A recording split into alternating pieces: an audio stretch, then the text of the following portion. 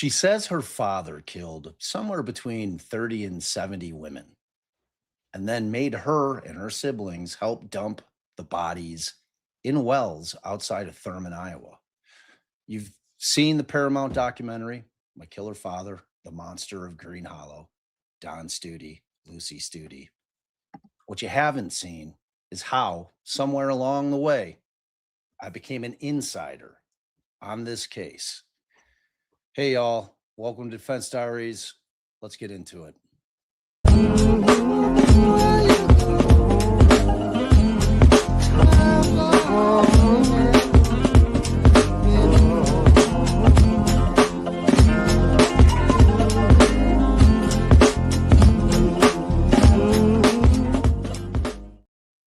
Hello and welcome to Defense Diaries. I'm your host, Bob Motta. And as always, I'm joined by my beautiful and brilliant co-host, Allie. What's up, girl?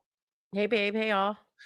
So we're finally getting into the Studey thing. So I've been waiting to talk about this for about 3 years, and we're going to do this in multiple parts. And before we do that, make sure that you're hitting the like, the share, the subscribe. We need your help building the channel.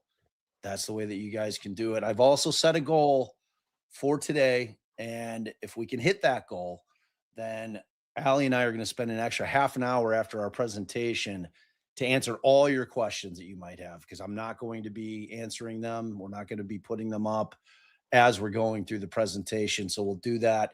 But we have to hit the goal. Like, I've got to start grifting properly, setting these goals and forcing you guys to meet them in order for us to actually make the goal happen. So I'm really excited about this. It has been such a weird, bizarre journey. And for those of you that have not watched the documentary, I'm going to go ahead with how this thing started for us, for Allie and I. And it started really back in October of 2022 with the Newsweek article. And I figured that there's no better way to kind of get into this thing than bringing up the article and reading it, because this is the thing, when it dropped in my feed, that I read and my mind was blown. I'm like, what is going on? Because I was just finishing up wrapping the Gacy podcast season, the original version of it. I think I was probably a month, maybe 2 months out of that particular content creation window. And we hadn't even started our YouTube channel at that point. As you'll see, when I end up going down to Thurman, Iowa, I'm on TikTok because we had a channel, but we weren't putting content on it at that point. So I leaned into TikTok, having absolutely no idea what I was doing. It was quite adorable, I have to say.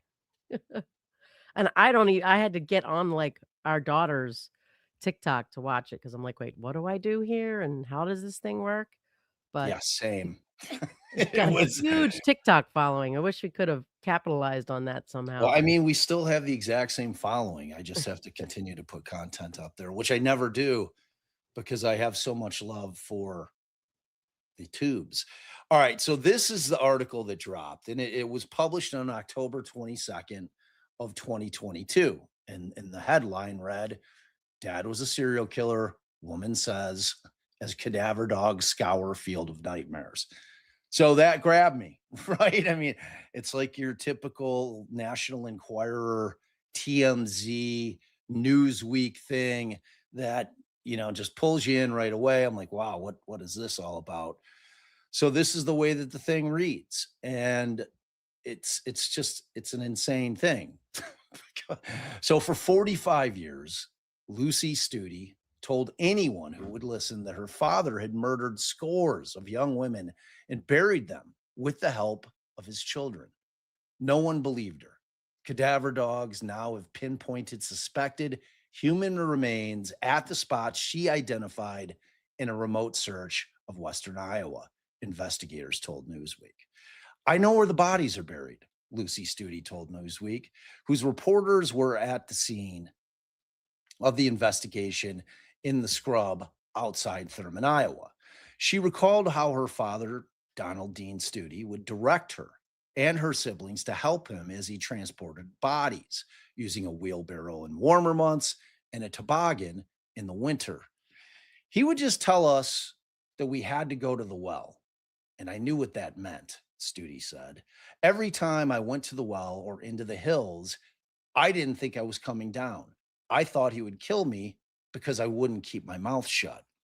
That's kind of horrifying to grow up thinking your own father's gonna kill you. I like I'm like 4 paragraphs into this thing and my mind is blown. I'm I like know we're reading like, that. We need to figure this out. Right, we'll get there, we'll We'll get there. get there. This first episode is gonna be kind of the genesis of how we got involved with this case. So as he dumped the bodies in the well, they would pile dirt and lie on top, she said. If further investigation confirms the story, it could show that her father was one of the most prolific known serial killers in American history. Studi believes that her father killed 50 to 70 women over 3 decades. He died in March of 2013 at the age of 75. And there's Lucy with the local sheriff. And I think that's one of the dog handlers there. Oh, look, it says who it all was in the picture. Oh, I yeah. like it. Oh, yeah. So she was joined at the scene by of the investigation by Fremont County Sheriff Kevin Astrup, 2 deputies, a dog handler, and his 2 dogs. And it says, I believe her 100% that there's bodies in there, Astrup told Newsweek. With love tattooed across the knuckles of one hand and hate across the other, Donald Dean Studey is suspected by law enforcement authorities to have lured women, most of them sex workers or transients, picked up in nearby Omaha, Nebraska, to his 5 acres of forested hills and farmland before killing them. Studi said that her father not only made his children knew what he was doing. Studi said that her father not only made sure that his children knew what he was doing, but forced them to help with the burials. She remembered him saying of one victim, the beep deserved it. Most of the women had dark or darkish hair, she said. All were white. And she guessed that most, except for a 15-year-old runaway, were in their 20s or 30s. Studi now lives under her married name, and Newsweek agreed to her request not to publish it. Dig, dig, dig, Studi repeated again and again at the scene as the dogs moved from place to place through the dried undergrowth. The odor of decomposition. The cadaver dogs, trained to detect human remains, went directly to the spots where Studi had said since she was a child that the bodies had been buried. They went without being led by their handler, Jim Peters, who runs Samaritan Detection Dogs and did Friday's search pro bono. One of the dogs signaled likely human remains by barking, and the other by sitting still where remains were potentially located. The dogs, Australian cattle dogs or healers, called Jojo and Jetty, scented remains at 4 locations, with the last getting multiple hits where bodies might be buried. Today told me there is the odor of human decomposition in the area, said Peters. More work needs to be done to confirm that. I feel pretty good about what I saw from the dogs, but I'm not going to hang my hat on that. So there's Jim Peters and his 2 pups. The science on the cadaver dogs raises doubts for some people in criminal justice and forensic science. Scientific studies have shown mixed results for their effectiveness, and their ability to detect remains can depend on time, since death, soil composition, and moisture levels, as well as the individual dogs and their training and handling. So I really think there's bones there, said Astrup. It's hard for me to believe that 2 dogs would hit in the exact same places and be false. We don't know what it is. The settlers were up there. There was Indian country up there as well, but I tend to believe Lucy. Astrup said. So right now, we don't even have a bone. According to the dogs, this is a very large burial site. So the Iowa Division of Criminal Investigation is expected on Monday at the hard to reach location marked only by dirt roads, brush, and livestock. The next step would be to use sonar, which is incorrect. It's ground penetrating radar, but whatever. Where the land allows it, and then dig the sites to search for human remains. Peters and investigators said many of the victims were buried in the 90 to 100-foot well, clothed and wearing jewelry, Studey said. She said her father kept gold teeth as trophies. All I want is to get these sites dug up and to bring closure for people and to give these women a proper burial, said Studey. The lye with which the bodies had been buried can act as a preservative of remains instead of speeding decomposition, she and investigators told Newsweek, and it also hides the smell. That we actually did learn that when it came to Gacy, Yeah. because I always thought lye was to preserve the smell, and even more, it acts to preserve the bodies. Yeah. And it's lime. Lime is what is used. Oh, LIME lime. is Is what's that what they're used to, talking about, lime? well, it depends. It They said depends on lye. what. Right, so lye would be what you'd use to help decompose the bodies. Lime is what you use to mask the smell. So they're different things, obviously, with different functions. Purposes. So stoutly built with close cropped hair, Studi showed little emotion at the scene. She described herself as a quote cold person, detached. Studi said that her father, quick to anger and routinely drunk, would stab and shoot people, but his preferred method of killing was smashing or kicking in the heads of the women inside a trailer in which they lived on the property. It is unclear whether Lucy's siblings have been cooperative with the authorities. Her brother died by suicide at age 39. Studi said over the years that she had told her story to teachers, to priests, and law enforcement all over Iowa and Nebraska trying to get something done. Now, that was the part that hooked me, because in recent memory, there's been several people that have come forward with the claim that their father was a serial killer. I can remember one specifically, and it turned out that it was a scam. Mm. And I was aware of that being a thing. So when I read that line that she had been telling people and making outcries, and without knowing at that point, like for how long, but understanding that teachers means that she was school age, that she had been making these claims for decades. That gave it weight to me. That made it seem like if it's a con, it's the longest con I've ever heard of. So for me, it became something where I'm like, wow, this might actually be true. And it was that one line in the story that really hooked me. So she said that the trauma of an abusive upbringing and being forced to take part in covering the bodies won't settle until the truth is told. No one would listen to me, Studi said. The teacher said family matters should be handled as a family, and law enforcement had said that they couldn't trust the memory of a child. I was just a kid then, but I remember it all. So here's Don. There's Don Studi, who, when he was a young man, was a pretty handsome guy. I could see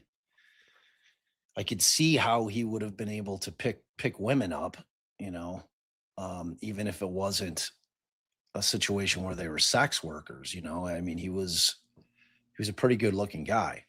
Lifelong criminal and murderer.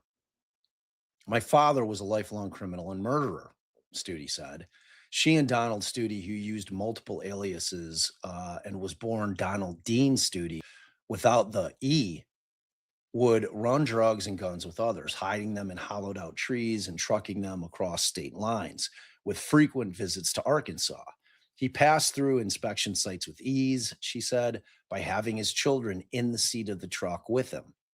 So, records Newsweek was initially able to obtain showed that Donald Studi spent time in prison in Missouri in the 1950s for petty larceny, and that he was jailed in Omaha in 1989 for a drunk driving offense. The sheriff said that he had routinely been in trouble with the police, who never went to the trailer the family lived in alone because they were wary of him. Wow. Wow. Cops are afraid to show up. Yeah. So we're not going to go back there, No, but we're not I'll we're not gonna yeah. not no, we're gonna stay away from there. Yeah. It's I mean, sometimes doing your job is dangerous. scary. Yeah, it's scary. So Newsweek has requested files from the law enforcement agencies, including the FBI. So Donald Studey was a perpetually indebted gambler who would quote would pick up the one bad horse or one dog out of 100. His daughter said. She said that her father also stole from many of the mechanic, trucking, and other jobs that he held over the years. Studi said her father had two wives who had died, and he had tried on at least two occasions to take his own life. According to police records, one of his wives died by strangling herself with an electrical cord, and the other shot herself in the head.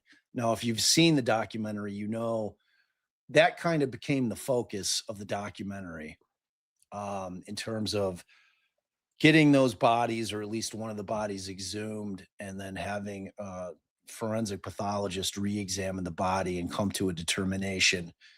And I'll kind of get into that story of it as it progresses in terms of how I got into it, um, with my beautiful and brilliant wife's help, obviously.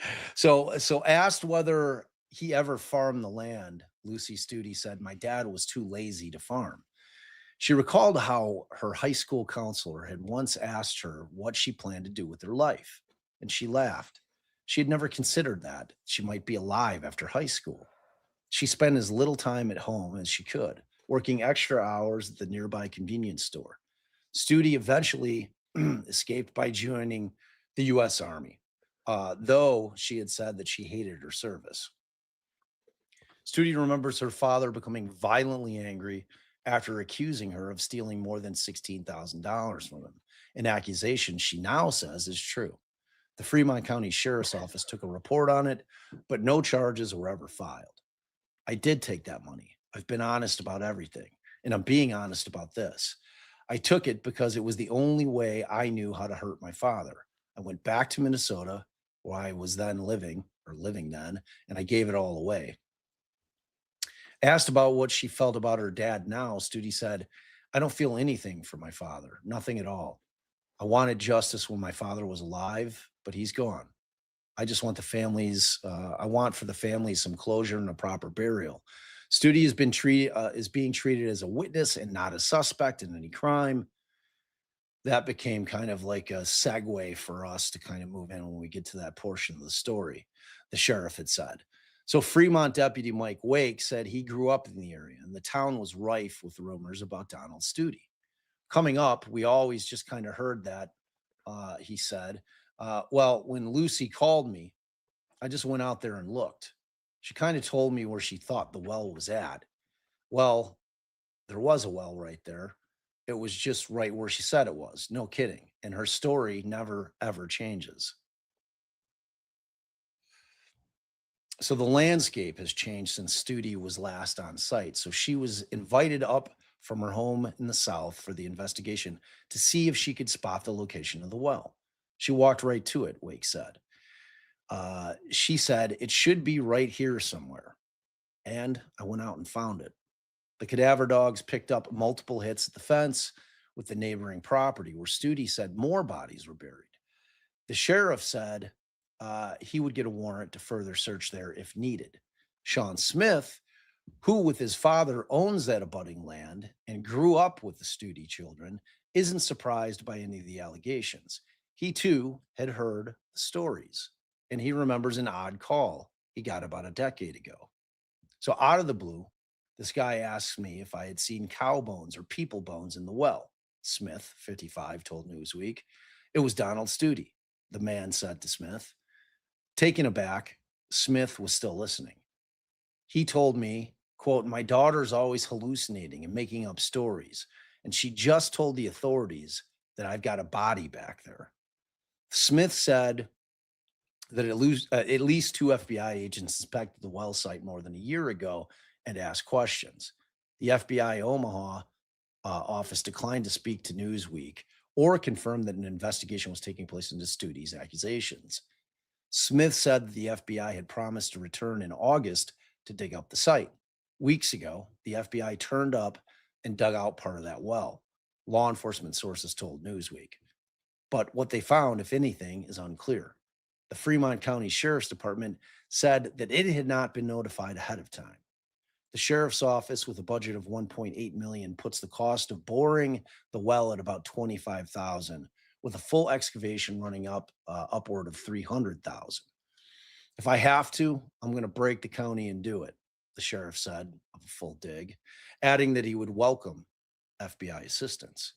In addition to the Iowa DCI coming out on Monday to inspect the area and possibly help in the effort, Astrup said that the Omaha Police Department has offered its expertise since victims may have come from the Omaha area. Meanwhile, multiple agencies are searching records on Donald Studey and missing persons to see whether any match Lucy Studey's description of the women, and as well as at least two male victims, one in his 40s and one in his 20s, whom she says were buried in the well. Many of the women, according to Studey, were slender on the shorter side with cropped hair, dirty blonde, or dark red hair. Newsweek was not immediately able to establish whether there has been matching disappearances in the area over the decades in question. Police said that if those murdered were transient or sex workers, it's possible that they were never reported missing. If bodies are found in Thurman, advances in technology and record keeping could now at least give families closure. Today, DNA is so popular and people are putting their DNA in systems trying to seek their relatives, Astrup said. Now, that could help. Just because we're a podunk county of 8,500 people, we deserve just as much help as any place else. For Lucy Studey, the search by the cadaver dogs finally seemed to be bringing her nearer to having her story believed and finding her own closure. As she stood on the ridge watching the dogs move from place to place, she said, "This is what I've been telling people for 45 years. I told you." So there's Lucy looking at her father's grave. And that was it. So that was the story. That was the thing where I'm like, holy shit. A I'm like, more prolific killer than Gacy? We need to investigate this. we got to look into it. We gotta look into this. So I go to Allie because Allie is very good at digging up people's phone numbers and finding people. And I'm like, you got to get this woman's number. And I think I called our investigator, Steve Yonke, too. And Steve might have been the one who came up with the name. I can't remember if it was you or Steve who came up with her number. And I at that came up point, with her number. oh, you did? Well, we Yes. definitely called Steve for sure, too. Like I always do. I'm always like, yo, man, can you get me a number? But yeah, I think it was you. So at any rate, Allie and I have this conversation.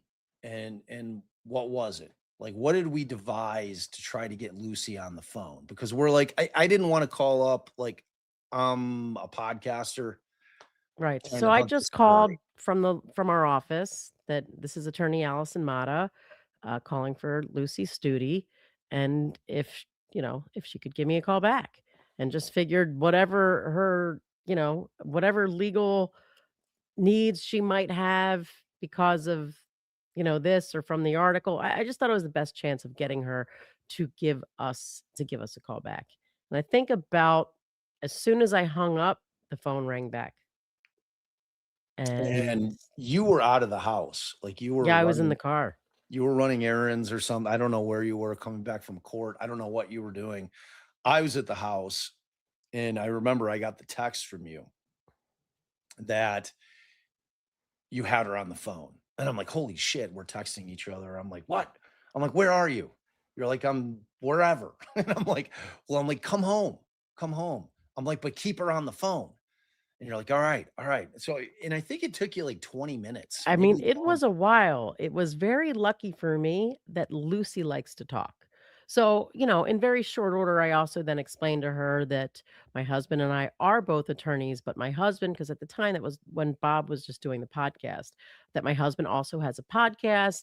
And, she's like, oh, I mean, you're lucky I called you back because I'm not talking to any podcasters or reporters. I'm not even returning their call.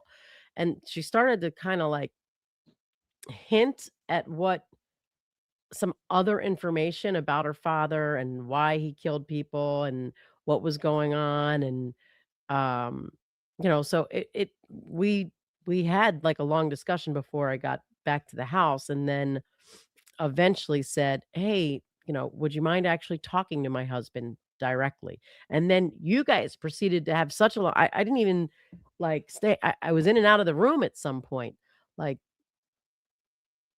Oh, yeah. Well, so because eventually I ended up coming up to the room and, because I wanted to dig in with her, yeah, I you think what know? it was because I was trying to obviously scribble while I was driving, and then I think I took as many notes as I could from, like, my discussion, and then I went up to yours and did some of the same. But then the Yeah, conversations weren't, you know, they were long, so I kinda pop in and out and see if there was anything of interest. they were long. And my goal in the initial conversation was number one, to keep her talking.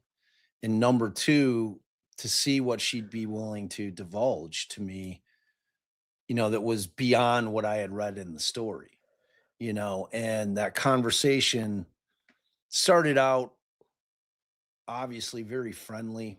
And I told her flat out that I tended to believe her, and it was for that reason that I talked about a few minutes ago, and it was the fact that she had been making outcries for 40 years. I mean, I told her, to me, it gives what you're saying weight.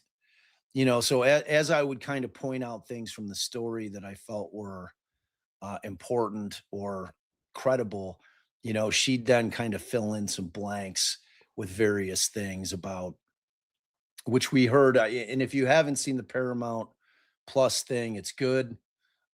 It really just kind of scratches the surface, because I've been trying to get a Gacy documentary made for years. I've had multiple production companies sign me up for shopping agreements.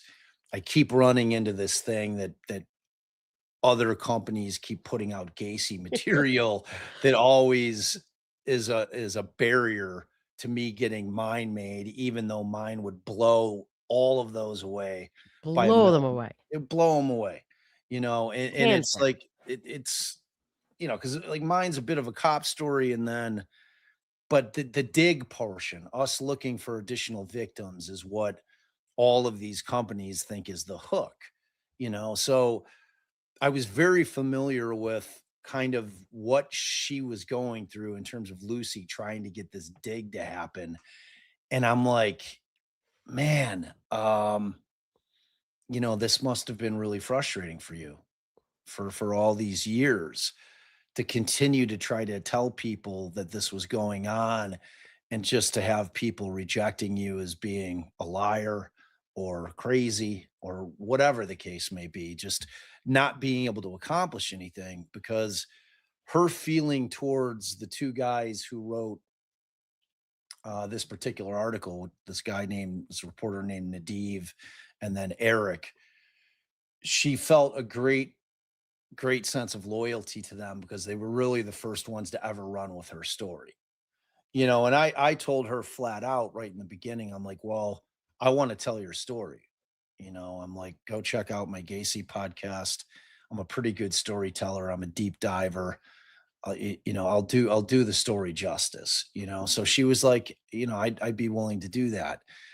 So that's like basically the first phone call lasts for like 2 hours, and I'm So, taking and as many I've notes I've as I can. I've got some dates here, and I think you're right. I think that, Steve found the number because I'm Yeah. looking back at our text messages, and it was November. Now I just lost it. Wait a second.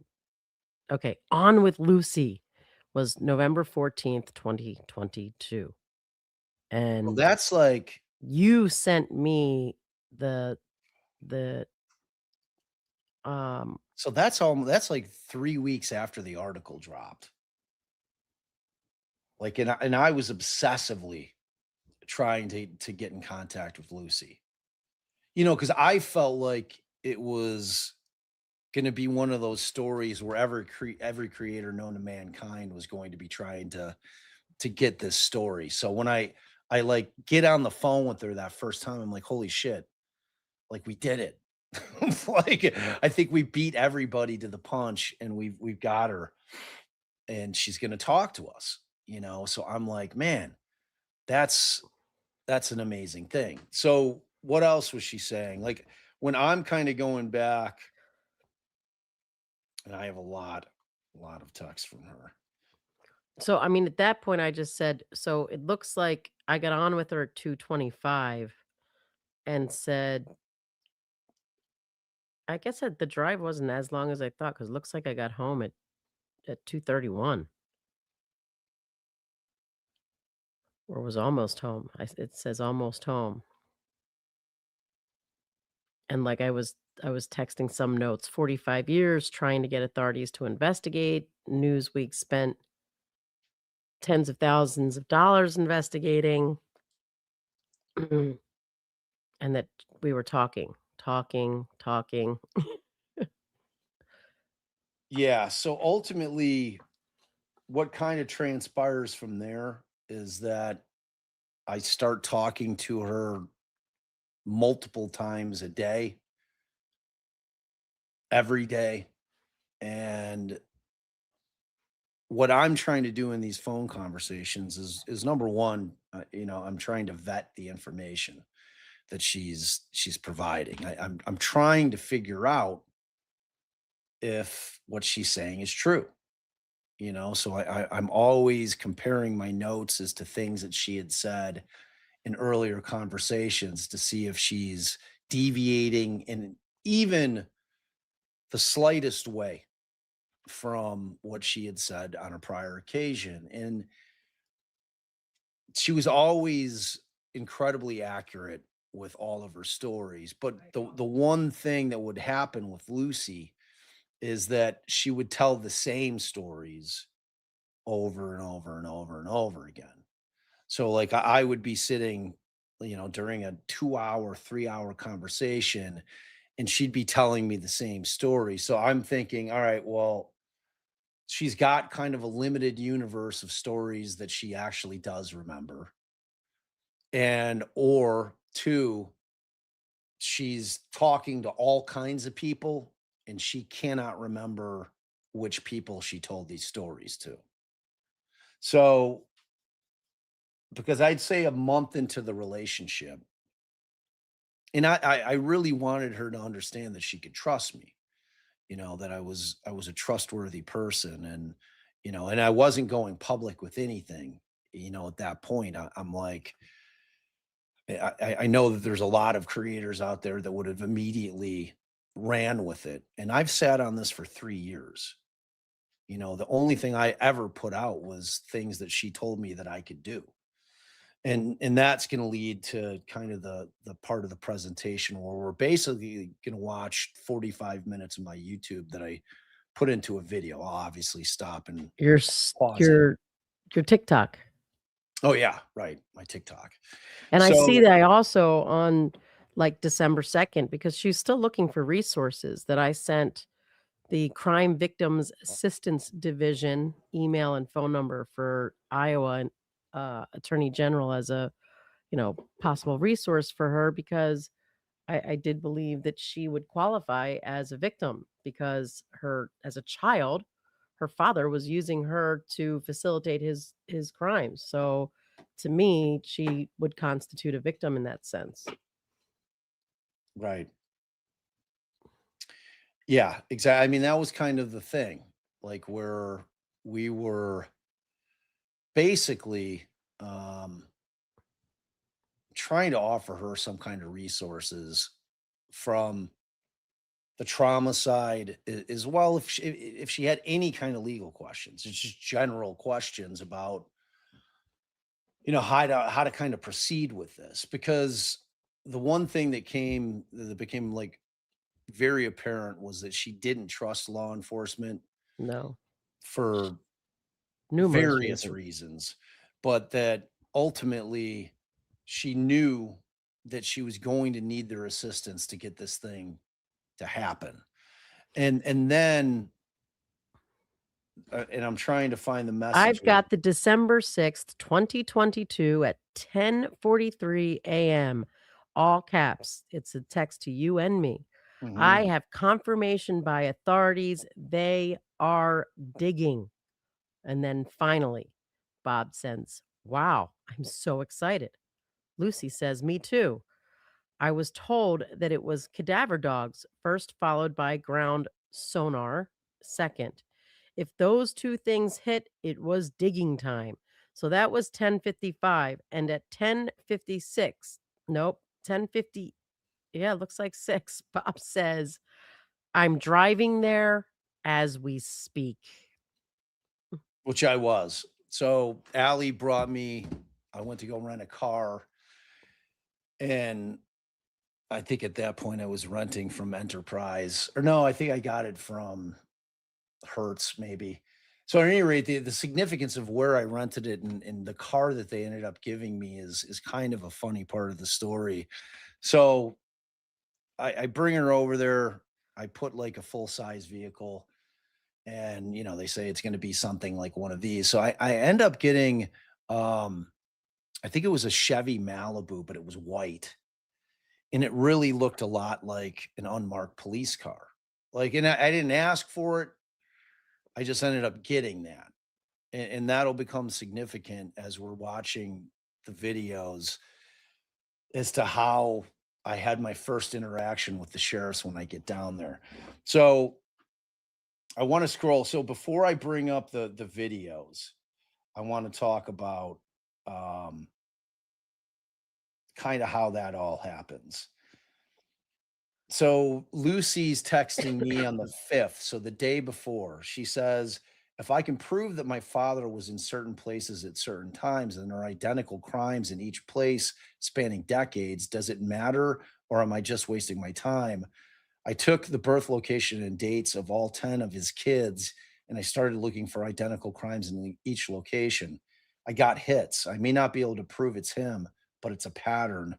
So the FBI had not called her to reschedule a polygraph. And I can't remember if they brought up the polygraphs in the Paramount thing, but she desperately wanted to be polygraphed by the feds. And, in my first text to you while I'm on the phone with her, I text the words "lie detector," and I didn't know why I had it's probably in my notes, like, once I got home and had it, but when I was just reading them back, I was wondering, why did I type the words "lie detector?" So, that's clearly was one of the top things on her mind, as you're saying. Right. Exactly. And so, and again, these text messages are from the day prior to us The finding digging out that the text. feds were heading down there. So then she and I responded to her, "Yes, it matters. My researcher will dig in even deeper if you supply her with the years and locations. She will primarily be looking for missing persons, but can look for other crime sprees as well." And then I told her in regards to the polygraph that you and Allison should call the AG, the Attorney General, tomorrow. And so she says, "I've been looking into it for about 2 months. I have some hits in each location. It's keeping my mind occupied. Everything has gone weirdly quiet." So, and I say, "Yeah, the closer we get to winter and frozen ground, the more they can delay." So then on the 6th at 7:37 a.m., because what time was that text she sent to you or to our group? 10:43 AM. Okay, so it on December 6th, I think she called me, or like it's weird because my first text is at 7:37 a.m. on the 6th. And it says, "I'm heading to Green Hollow area end of next week." Oh, maybe that text hasn't come in yet. So it says, Right, it "If you have." hasn't. All right, so it says, "If you have any people that you think that I should try to speak with, send me the name." She says, "Okay, the exact dates, please. I want to go back up in the hills myself and check something out." And I said, "It'll be December 15th through the 16th, maybe the 17th if things are going well." And then she says, "I have 5 other people willing to go up with us in the hills with shovels and buckets. I can get us in unseen. I know several ways in. I know other areas to dig away from the trail or the well." And I say, "I would totally do that." And then Bob thumbs was up. ready. I Yeah, was wondering how we were so quickly like, "All right, you're on your way." So you were getting, possibilities coming. right, exactly. So, then she shows me she had this Facebook group called Bodies in the Well, I think it is. It still might be up. Which was such a cantankerous Facebook group because you had you had her sister Susan and her people in there. It became like a war site. It made like the Reed and the Richard Allen stuff look like child's play. It got so ugly in there, So between the you're 2 gonna have siblings. to give the people the background about the other sister, but I don't know if she's come into your world yet, so maybe we're waiting for that. I don't yeah, Susan has not come into my orbit yet because she doesn't know I exist in the world. Because 'Cause Right, I've been keeping silent as to right. everything. Like, nobody knows at this point that I've been talking with Lucy at this point for about a month and a half. And so she sends out this text. She says, "Yes, please help Bob Motta. He has been invaluable to me. His wife and him are criminal defense attorneys, and he has a podcast called Defense Diaries. His father was the defense attorney for serial killer John Wayne Gacy." So this is her sending a message to a guy named Pat Chittick, and Pat Chittick had called her. So this is like I must have been messaging only in our group at that point because I'm down there. I think. Yeah, I'm already down there. Okay. So what I want to do now is I get the rental, I kiss Allison goodbye, and I take off. I've got my backpack and I with all my can't shit in it and, like a few days worth of clothes. I have no idea how long it's going to be, how long I'll be down there. And like Allie's, I think you're the one who ended up finding me the Airbnb, right? I think so, but I can't even remember, but I I'm think sure I did. 100% you did because it's like there were really no hotels because I wanted to be as close as No, it possible. was a bed and breakfast, wasn't it? I I think it mean, was a bed and breakfast kinda place. it was a kinda like a boarding house. Okay. Like, it was in Airbnb, but it was definitely a boarding house because she would make breakfast, and I got, like, a room in the house, and it was close to Thurman, it was in between, because there were 3 towns that I was basically in. There was Tabor, Sydney, and Thurmond. Like, those 3 towns in very rural in Iowa, like were kind of like my base, and I was driving between the 3 of them like a maniac. All right, so at this point, I'm gonna pull up the videos and we're just gonna watch them. All right, and you're gonna see as wait, I thought I loaded this thing up already. All right, apparently I didn't. So as we're kind of progressing through. Guys, Bob Motta here, host So of the True Crime. this is my first ever, like, I think, TikTok. So obviously the lighting sucks. Got all our Obviously, shit behind you, all my like the stuff in the corner. right. Like I've got no microphone. Like And your this is pause me. game is on point right here, babe. I'm Yeah. surprised you're leaving it that long. I don't care. So yeah, like, but you'll watch it's an evolution. I get better at it as it goes along.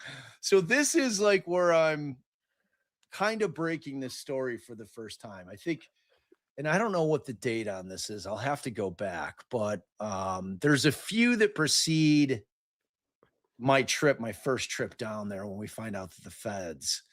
Yeah, I Podcast definitely kind of Defense look like a Diaries. doofus. There's no So question there about it. is a massive story breaking out of a small town in Iowa called Thurman, where a woman named Lucy Studey is claiming that her father, a man named Donald Studey, who passed away back in 2013 at the age of 45, is responsible for the brutal murders of between 50 and 70 women that all came from the Omaha area. So apparently what Studey would do is he would go to Omaha, he would bring back sex workers, bring them to the trailer that was on the property, murder them, and then force his children, Lucy and her siblings, to then help him dispose of the bodies. And this was occurring over the past 3 decades. So apparently the murder would take place. Donald would get his kids, if it was the summer, to use a wheelbarrow to bring the body down to a well that sat on the property, dump the body into the well, then cover that with dirt, then with lime to mask the smell. And that would go on and on and on and on. And if it happened in the winter, they would use a toboggan as opposed to the wheelbarrow. Now, Lucy's been trying to tell people for 45 years that her father was a serial killer, and no one, and I mean no one was listening until a sheriff named Kevin Astrop, who is the Fremont County sheriff, actually sat down and heard her out all the way. And what he heard was absolutely mind-blowing to him. And he, at this point, is 100% in full belief that everything that she's saying is true. So much so that they recently, within the past couple of days, brought 2 cadaver dogs down to the property, down to the area where Lucy said that her father had been disposing of these bodies for 3 decades.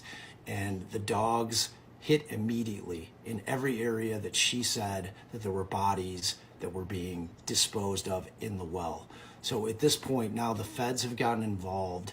It's an incredibly interesting story. It's an incredibly tragic story if it's true, because what we have is Susan, the sibling of Lucy, is claiming that her sister is nuts, that she was 2 years older than Lucy, that she was there, that her father is not a murderer, and that none of this is true. So what we have is a situation where the feds are now getting involved. They're going down to assist in the search. Omaha PD is also offering to come and assist with the search. It's just a massive story. It could be much to do about nothing, or it could be the beginning of one of the most horrific stories that this country's ever heard. Will be the most prolific murderer in the history of America. Stay tuned. We will keep you guys updated on this. Talk to you later. Wow. What's up, y'all? So there's my first one. They get moderately better very slowly. And I We've said got much to- ado about nothing instead of much ado about nothing. So I was trying to, when I first started doing the TikToks, I had like kind of written out a script and I had memorized them. So it would take me like 15 takes to do like that 3-minute video. And they were all that was back at the time where TikTok, I think, had just extended how long you could make a TikTok video, which I think was 3 minutes at that time. Now you can go way longer, but at that time, so like I had this 3-minute window that I'd have to try to cram all this shit in. All right, so the lighting, We get it. still It bad. gets better. We've got the reverse, the Defense Diaries backwards. Yeah, I didn't do that in terms of this is it's crazy. It's Bob crazy. Motta here, host of the true crime podcast. Still no Defense mic. Diaries, and a criminal defense attorney. So about 10 days ago, we were telling you about a woman named Lucy Studey who is claiming that her father, Donald Studey, who died back in 2013 at the age of 75, over the course of 3 decades, had murdered somewhere between 50 and 70 women that he had procured from the Omaha, Nebraska area. He would bring them back home, kill them, and proceed to bury them in and around their property down in the Green Hollow area Ooh. of Thurman, Iowa. Now, this is Yeah, the look at first those time graphics I Lucy put had up, tried huh? to come Wow. forward and give information about her father. No, that actually started back when she was in 2nd grade, when she told her teacher, "My father's doing terrible things on our property. I need help. I need somebody to come verify what I'm telling you."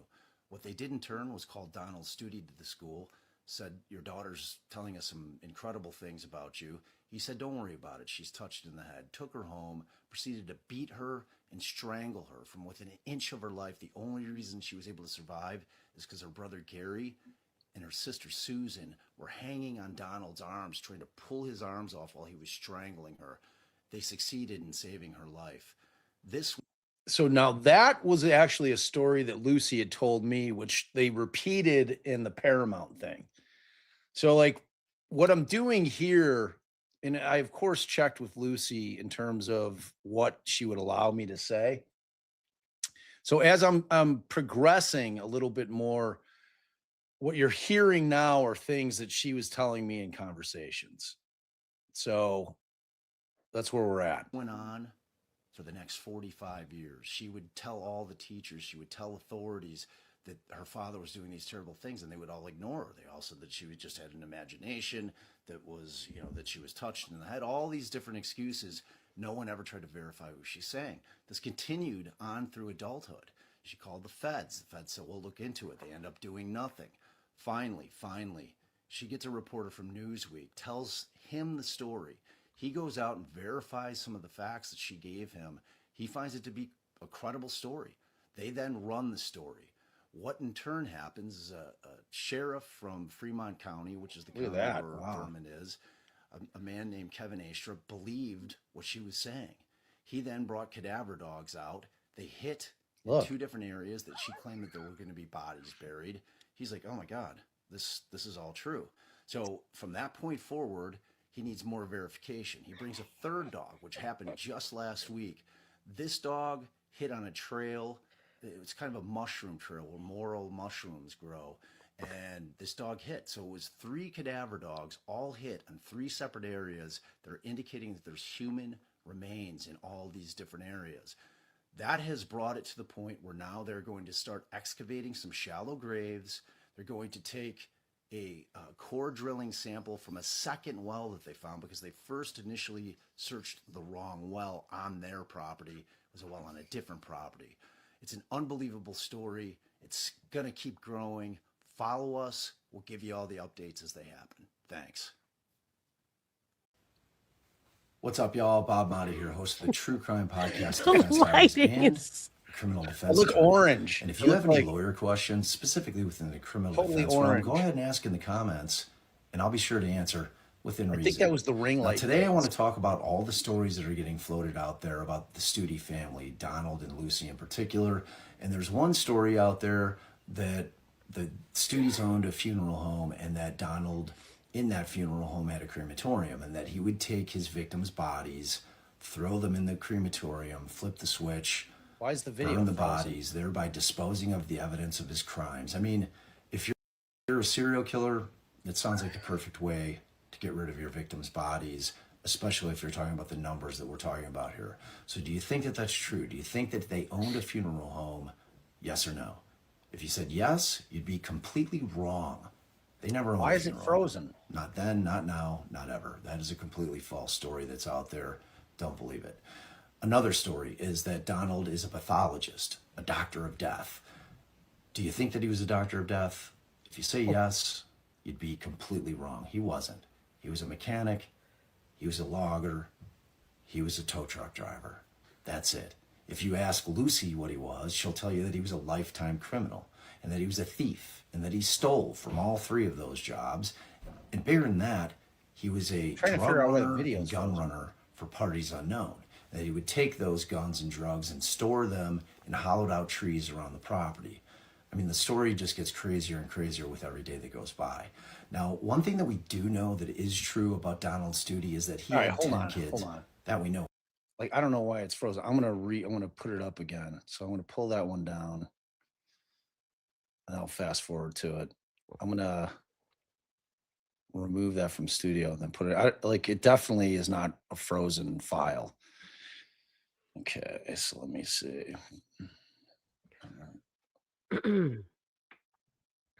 Here, host of the True Crime Podcast. All right, so there's the first one. There's the second one. I must have been able to make them for longer than, let's see. But if you ask Lucy, Still she frozen. believes that her father murdered both of these women.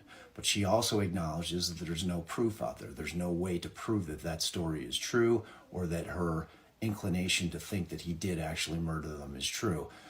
The other ones where she's saying that there's 50 to 70 bodies in the land, we're going to find out. They're going to start digging. They're going to excavate, and we will find out whether or not this story, this unbelievable story, is true. The last thing that she talks about is there's this story out there that she had stolen $16,000 from her father. She admits it. She did. She took the money, went back to Minnesota, gave it away to charity. Unbelievable. Keep following us. What's up, y'all? Bob Motta here, host of the True Crime You Podcast. can't. They Defense need to Diaries see and the these. Criminal You got to Defense figure Attorney. this out. I don't know what's going on with it. Huge news out. It's weird. Let me see. Let me check. Let me check the video.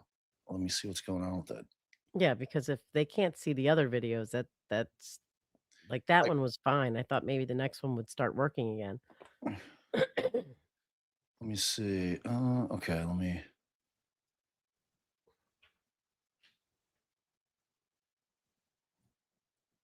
All right. So. Hey guys, first thing we're talking about is buried. He's like, oh my god.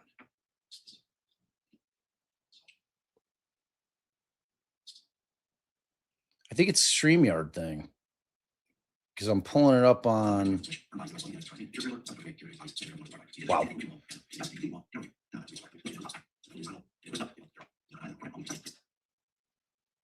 If you said yes, you'd be completely wrong. No, it's still frozen. I got it direct. Guess they're all.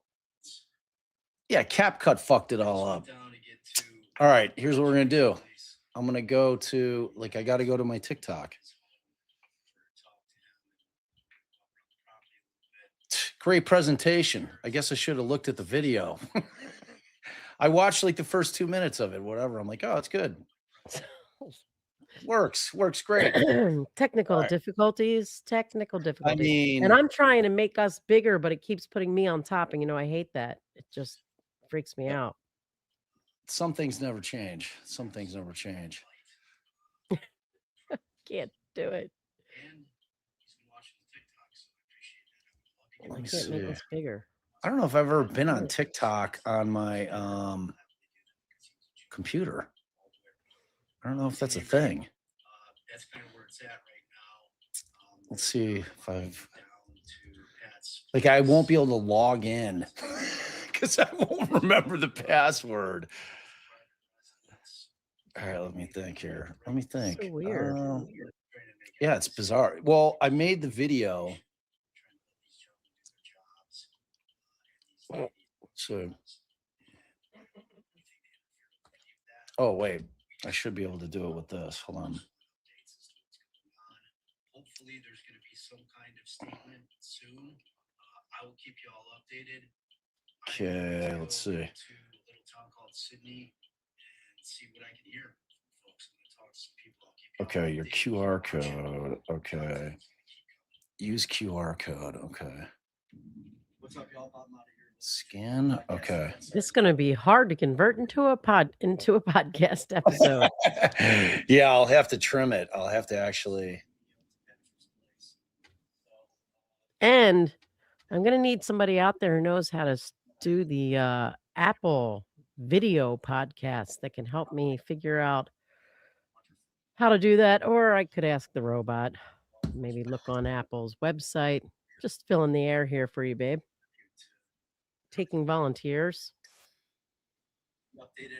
Okay, I did it. All right. So let Yay. me. What's up, y'all? Bob Motta here, host of the True Crime Podcast. Wait, everybody's hearing this shit. Let me. And criminal defense attorney. So I got in. How are we Deputy hearing Brown it when it's not up? That told me how to. I kinda still hear it. navigate this I'm area. hearing it do? through your I'm microphone. on the Studey's land right now, and Ugh, everyone knows what's happening into without see being what Oh, able you to know see what it. it is? I know. So I'm They're not hearing gonna it. focus They're for too hearing long it. 'cause that'll get boring. But once I get up here, How's that possible? It's never happened before. It's because it's so Pat gave me some pretty good directions, but holy shit, I'm not gonna lie. Oh my god, you guys are hearing all the good stuff. I know. Can't you pause it? No, Pa, pa, I can't pa. find it. Trying to make my way here. So, for those of you that don't know, he's got the dual computer set up. He likes to have all the windows in different places. What does And it show? Oh, here, I found it. Maybe. I think I've got a. Where's the preview thing where it shows it's the next to your preview? face. One thing I have to be extremely careful. Wait, what do you mean? Wait, preview. What do you mean? That's what it's playing in right now. All right, hold on. Oh, you got to minimize. Oh, the preview looks like at the bottom. It kind of looks like a picture, maybe an ocean, and like Law enforcement over a there. little, I don't know what next to it. You can see That the is sky. the worst description I've ever heard. It Oh, looks like wait. the sky and No, maybe it's not water. that then. Okay. Wait, hold on. I know what I could do. I don't know if there's an actual fence, so Ay, yeah. Oh, Ah. QuickTime movie. That's what it is. QuickTime player. You're not going to be able to, unless they've changed things. I think you figured it out last time. You used to not be able to play it if it's not online, the audio. But Okay. whatever you were just playing on it worked. So Yeah, I think I figured it out. No, I'm gonna just pull up my TikTok and throw that, and I can go through the actual. I'll go through the videos, like video by video. They're all chronologically. oh, she says, I only subscribe for the out of sync birthday song, the text messaging, and Yeah, out. yeah, we get it. We get it for sure. All Thanks. right, let's see. Okay, all right. Okay, so this is it. Gen X says, I feel like I'm listening to my kids helping my parents log into Netflix. Accurate. Oh, Lord. Accurate. All right. Okay. So here we go. Okay. So let's see. Let's see where I'm at. Okay. So let me see. I don't know if it's doing it chronologically. Okay. Here we go. Here we go. Okay. So there's that shirt. Okay. And then, so there's me heading to Delphi. Okay. Here we go. All right. So, Wait, but that looks like a second one. Make sure it's not the second one. What's up, y'all? Bob Motta here, host of the True Crime Podcast, Defense Diaries, and a criminal defense attorney. Huge news out of Thurman, Iowa. We just found out, and I got the information directly from Lucy Studey, not some third source. So I got it directly from the actual source. what? You can't full screen that? We have to. I don't know. Sorry, guys. No, it's always going to be vertical. Let me I know, see. but I mean, where this, the like, Side panel's not there. yeah, and then it'll get a little bigger. I don't think so. I don't know how to close the side panel. What, and if you click on the three dots, it's not like a full screen. What's this picture at the bottom next to the microphone? Maybe it's that. I mean, next to Where? the volume, like the. This thing here. Yeah. The feds are digging Floating player. I don't right know what that means. now. About 20 vehicles showed up this morning, and Oy, oy, oy. What's up, y'all? Part 6. It's the final part, I promise. And it's Oh my God. We're gonna have to deal so. Okay. That's what the laptop version, the computer version of it looks like. All right. What's up, y'all? Bob Motta here, host of the True Crime Podcast, Defense Diaries, and a criminal Maybe I defense cut attorney. myself off. Huge news out of Thurman, Iowa.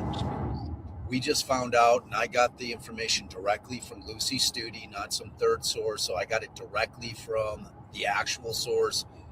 The feds are digging right now. About 20 vehicles showed up this morning, and they are digging at the property. I am in the car driving 5.5 hours to get there. If ever there is a TikTok of mine that you are ever going to share, this is the one. I will be following the story. I will be in Green Hollow, Iowa at about 6 o'clock tonight. Keep following me for updates. This is going to be a big one. I promise. What's up, y'all? Bob Motta. All right, so there's that one. Okay, so that's me driving. All right, and Allison kept telling me quit making videos while you're driving. I'm like, I was worried. All right, See how he's so- looking a lot at the camera, and I'd like to know, sir, how are you able to make that picture pop up like while you were driving? No, so I would make the video, and then I would pull over, and then I'd have to add shit to it. Mm. All right, so this is when I The secret finally get sauce. to I get to Thurman. So I'm in Green Hollow, Iowa. Okay. What's up, y'all? Bob Motta here. So I am on Green Hollow Road. That trailer, the nicely decorated trailer, is sitting on the land that Lucy and Donald Studey used to live on. When I first got here, there was somebody out smoking. I felt like kind of an asshole, just showing up without any kind of warning. So I messaged the dude. His name's Patrick Chittick. He hit me back up. He's at the hospital with his daughter. He's got family staying here. that's watching his kid. So I asked him if I could talk to him, because right beyond that particular trailer, there is the hill. And beyond that hill is the well. And if the feds are still out there working, which I have every indication that they are, I'd be able to see it. So I think I'm going to wait till tomorrow, unless he hits me up and tells me I can go back and talk with his family. He says that the feds are keeping him in the dark, but really what I want to do is be able to get on the property with his permission and take a peek and see if we can't see what's going on back there. Now, Lucy, what's up, y'all? Bob Motta here. So apparently I cut myself off there. Wait, that next one looked good? Or is that not the next one? I don't know if it's going in. Wait, let me see. Get the app. Can I get the app on the? It might look different if I have the app on the whatever. I'm not going to do it. Try now. it. Well, but I'd like to know you're going in order. There's not a way to see the posting date. I am going in order. So Okay. so that's I get there at about 9 o'clock at night, and like I call Lucy. I'm like, I'm here. Like, where am I going? So she's like, all right, well, it's called Green Hollow Road, and it's super remote, and obviously it's pitch black back there. The only thing that was in existence down that road was that trailer. So that trailer's sitting there. I park, I get out, I start walking towards it. There was somebody out there smoking. And I'm like, hey, how you doing? My name's Bob Motta. I was wondering if I could talk to you. And like the person was not having it. They're like, nah, like it was a woman, I think. And she's like, no.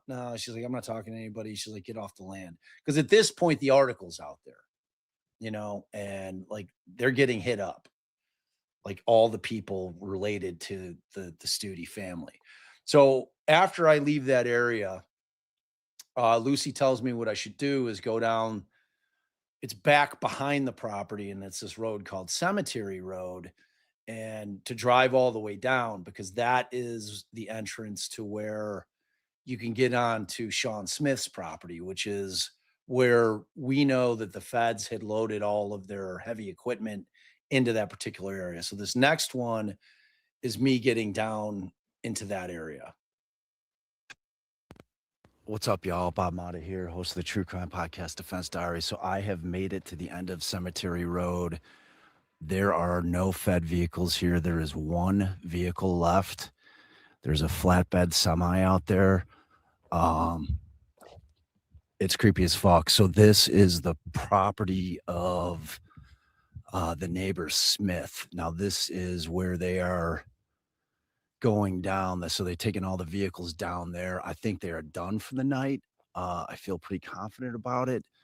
I mean, I could hop over that fence and walk down there, but that's Smith's property, so that's trespassing. I'm not trying to get killed doing this, but I'm dying to go down there. I'm going to try to hit this cemetery, which I guess Lucy just told me I passed on the way. I'll keep you all updated. All right, bye. All right. So that's that day. Wait, I So thought that- there was one when you got to that cemetery. That's it all Okay. continues. All right. All right. So it's a long thing. All right. So I was there. All right. So this is where I get back to the place that Allison found for me. And it was like this, it was out in the middle of nowhere. And I think it was, they have like riding stables out there, and it's like a little farm. All right. So like this is me when I get back to this single room that I've rented in this boarding house.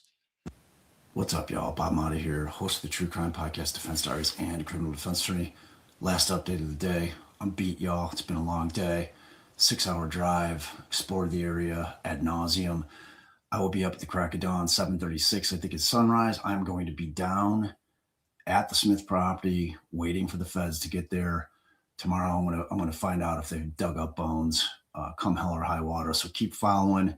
I'm also going to talk to Patrick, the guy who's staying in the trailer on the former Studey property. Maybe he's got some answers. At the very least, I'm going to be able to walk on that land and get to the fence line, because Lucy's telling me I can see the mushroom trail from the fence line. So tomorrow, we're going to get answers, y'all. So keep following, keep making comments. I'm there for you. Thanks for watching. See you tomorrow. I like that Nth Power shirt you have on there, sir. It's pretty good. It's pretty Yeah. good. All right. So this is the following morning. So I get up, crack of dawn, get showered. I'm out in these streets. Like I hit Lucy up. I'm like, where should I go? Now, here's what the issue is. And I didn't really even understand it completely until I got down there.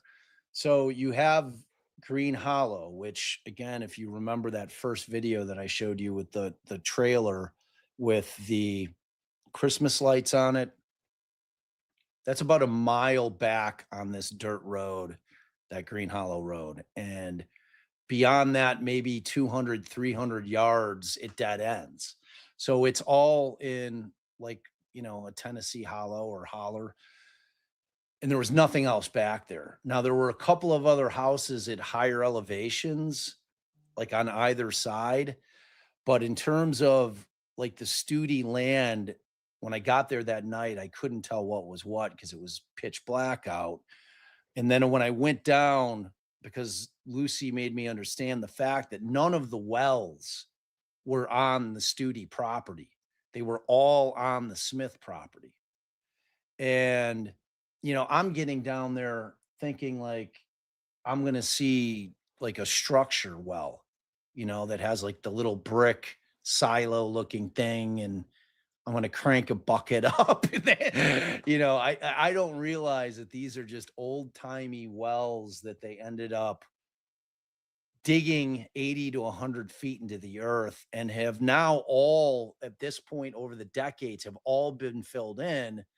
I learned all that when I became friends with Sean Smith, who's the property owner, which is, as this story progresses, it gets crazier and crazier. This is all just the beginning. So forgive us for the tech wizardry that we just experienced there. Get lost in the story because it's an incredible story. I feel so bad because you spent so much time putting this presentation together. Nah, I'll clip it. I can clip that part out. All right. So this is the morning of, and again, I want you to go back to when Allie brings me the rental car place. Okay. And I want you to put yourself in this position where I know I'm the only person down there, meaning that Lucy's not there. None of her people are there. I don't know anyone. I haven't been able to make contact with law enforcement at all. Like nobody's been returning my calls. So I know that they were staging at that gate that I showed where I'm like, I could hop over, but that would be so that's the area where they staged initially to get onto Sean Smith's property for them to locate the well where the dogs had hit in order for them to do the soil core sampling and testing.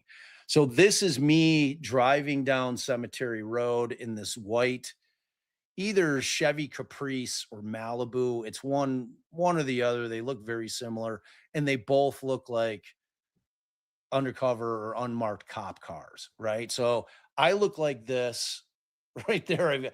I've got those shades on, and I'm dressed and I'm driving down this road. Okay. What's up, guys? Bob Motta here, host of the true crime Love that podcast, Defense jacket. Diaries, and criminal defense attorney. It is day 2. I am going to give a quick update of what I am doing down here for people that have not watched any of yesterday's videos. And these are going to be in parts all day. I don't have time to write part 1, part 2, part 3. So if you watch a video out of order, just go back and watch one of the earlier ones. I am down in Thurman, Iowa, in order to validate a woman named Lucy Studey, who was claimed 6 weeks ago that her father, Donald Studey, killed somewhere between 50 and 70 people and buried them and threw them in the well on the property. Right now, what is going on is the feds and law enforcement are down here conducting the dig.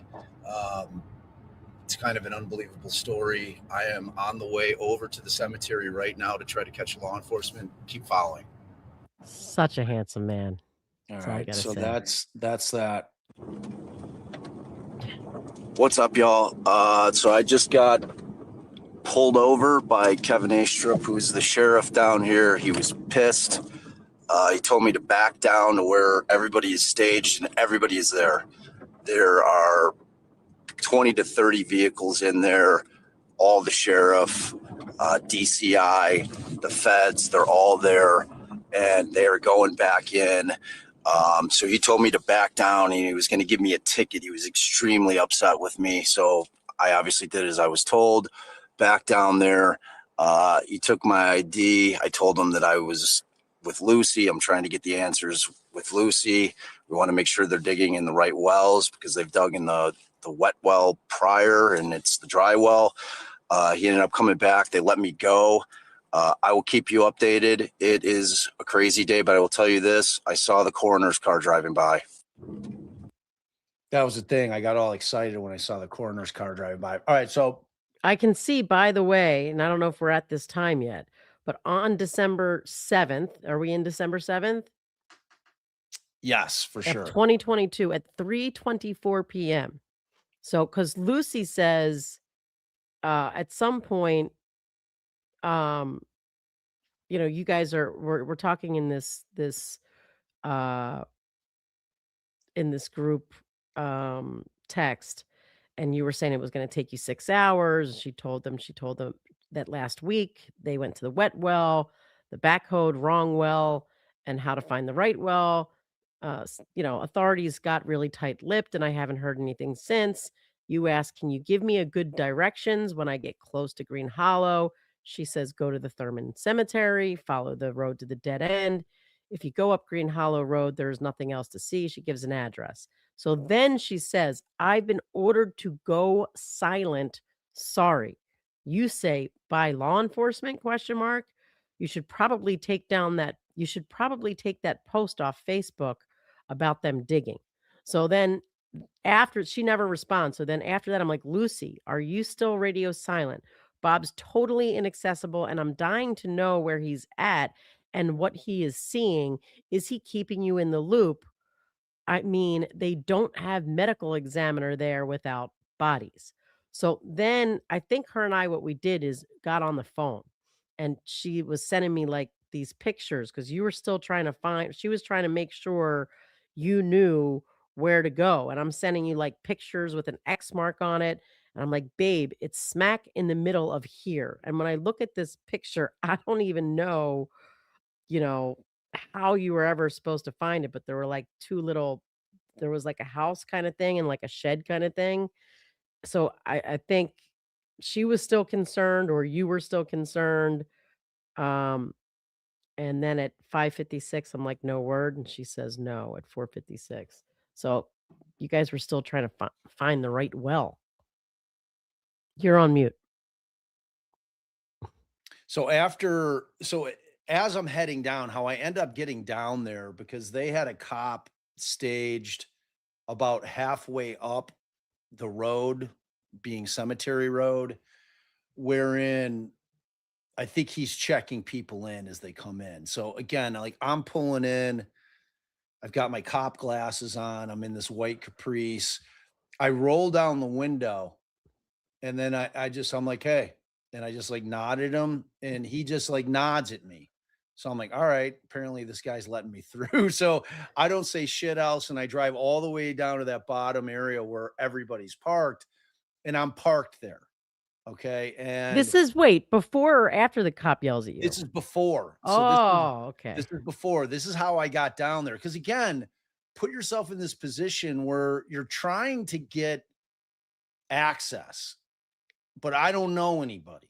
I You know don't the know where trick. I'm Wear at. all black and have a walkie-talkie on your shoulder. Right, Get you right. through the Like I wasn't trying backstage to every time. impersonate like I didn't want to actually impersonate a cop.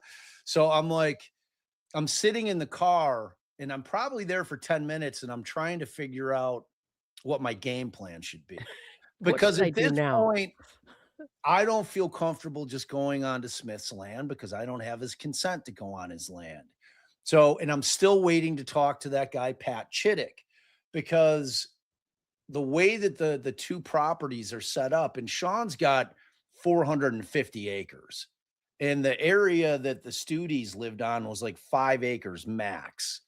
And what I would have to do, which I didn't find out, which you guys will see, is that there was a kind of like a dirt path that kind of like zigzagged its way upwards onto this bluff area. The bluff area, excuse me, is where the dogs hit 5 times on the Studey side of the property. Because this is when I'm starting to realize that everything that's taking place is over on Sean Smith's land. So I'm like, all right, this is what I'm going to do. I'm going to go stand on the fence line and see what I can see, but I have to get Pat Chittick's consent to go up onto that land. So I'm waiting to hear from Pat While his while I'm child's sitting, in the hospital. while his kid's in the hospital. So I'm not trying to get, in his shit. So I'm sitting there waiting. I'm texting various people. I was probably fixing a TikTok thing, and A Strip knocks on my window, and he's like, "Who are you?" And I'm like, "Hey, how you doing?" I'm like, "I'm Bob Motta." He's like, "Give me your ID."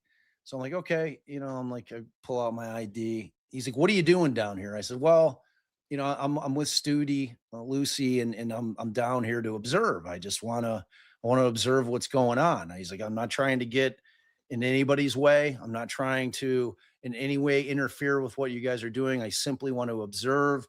Lucy's concerned that they might be digging in the wrong well. He's like, "Whatever, man." He's like, "I've seen your videos." All right. So at this point, like, I had not been doing TikTok, but for like 3 weeks leading into this. So I then begin to realize that as I'm putting these videos out, they're going viral. And it was the craziest thing. I went from like 1,000 followers that first night to, like, when I woke up the next morning, I had like 35,000 followers. And like I had more notifications than I've ever seen ever. So I'm like, holy shit, like this shit's blowing up. And so I'm sitting in the car and I'm waiting for him to come back. And I'm like, he's like, "Yeah, I've been watching you." And I'm like, "Well, yeah, I mean, I realize that." I said, "Well, you know that I didn't trespass last night, right? Because I put it on video." He's like, "Yeah." He's like, I need you to get out of this area, and you got to leave us alone." So I'm like, "All right." Gives me my shit back.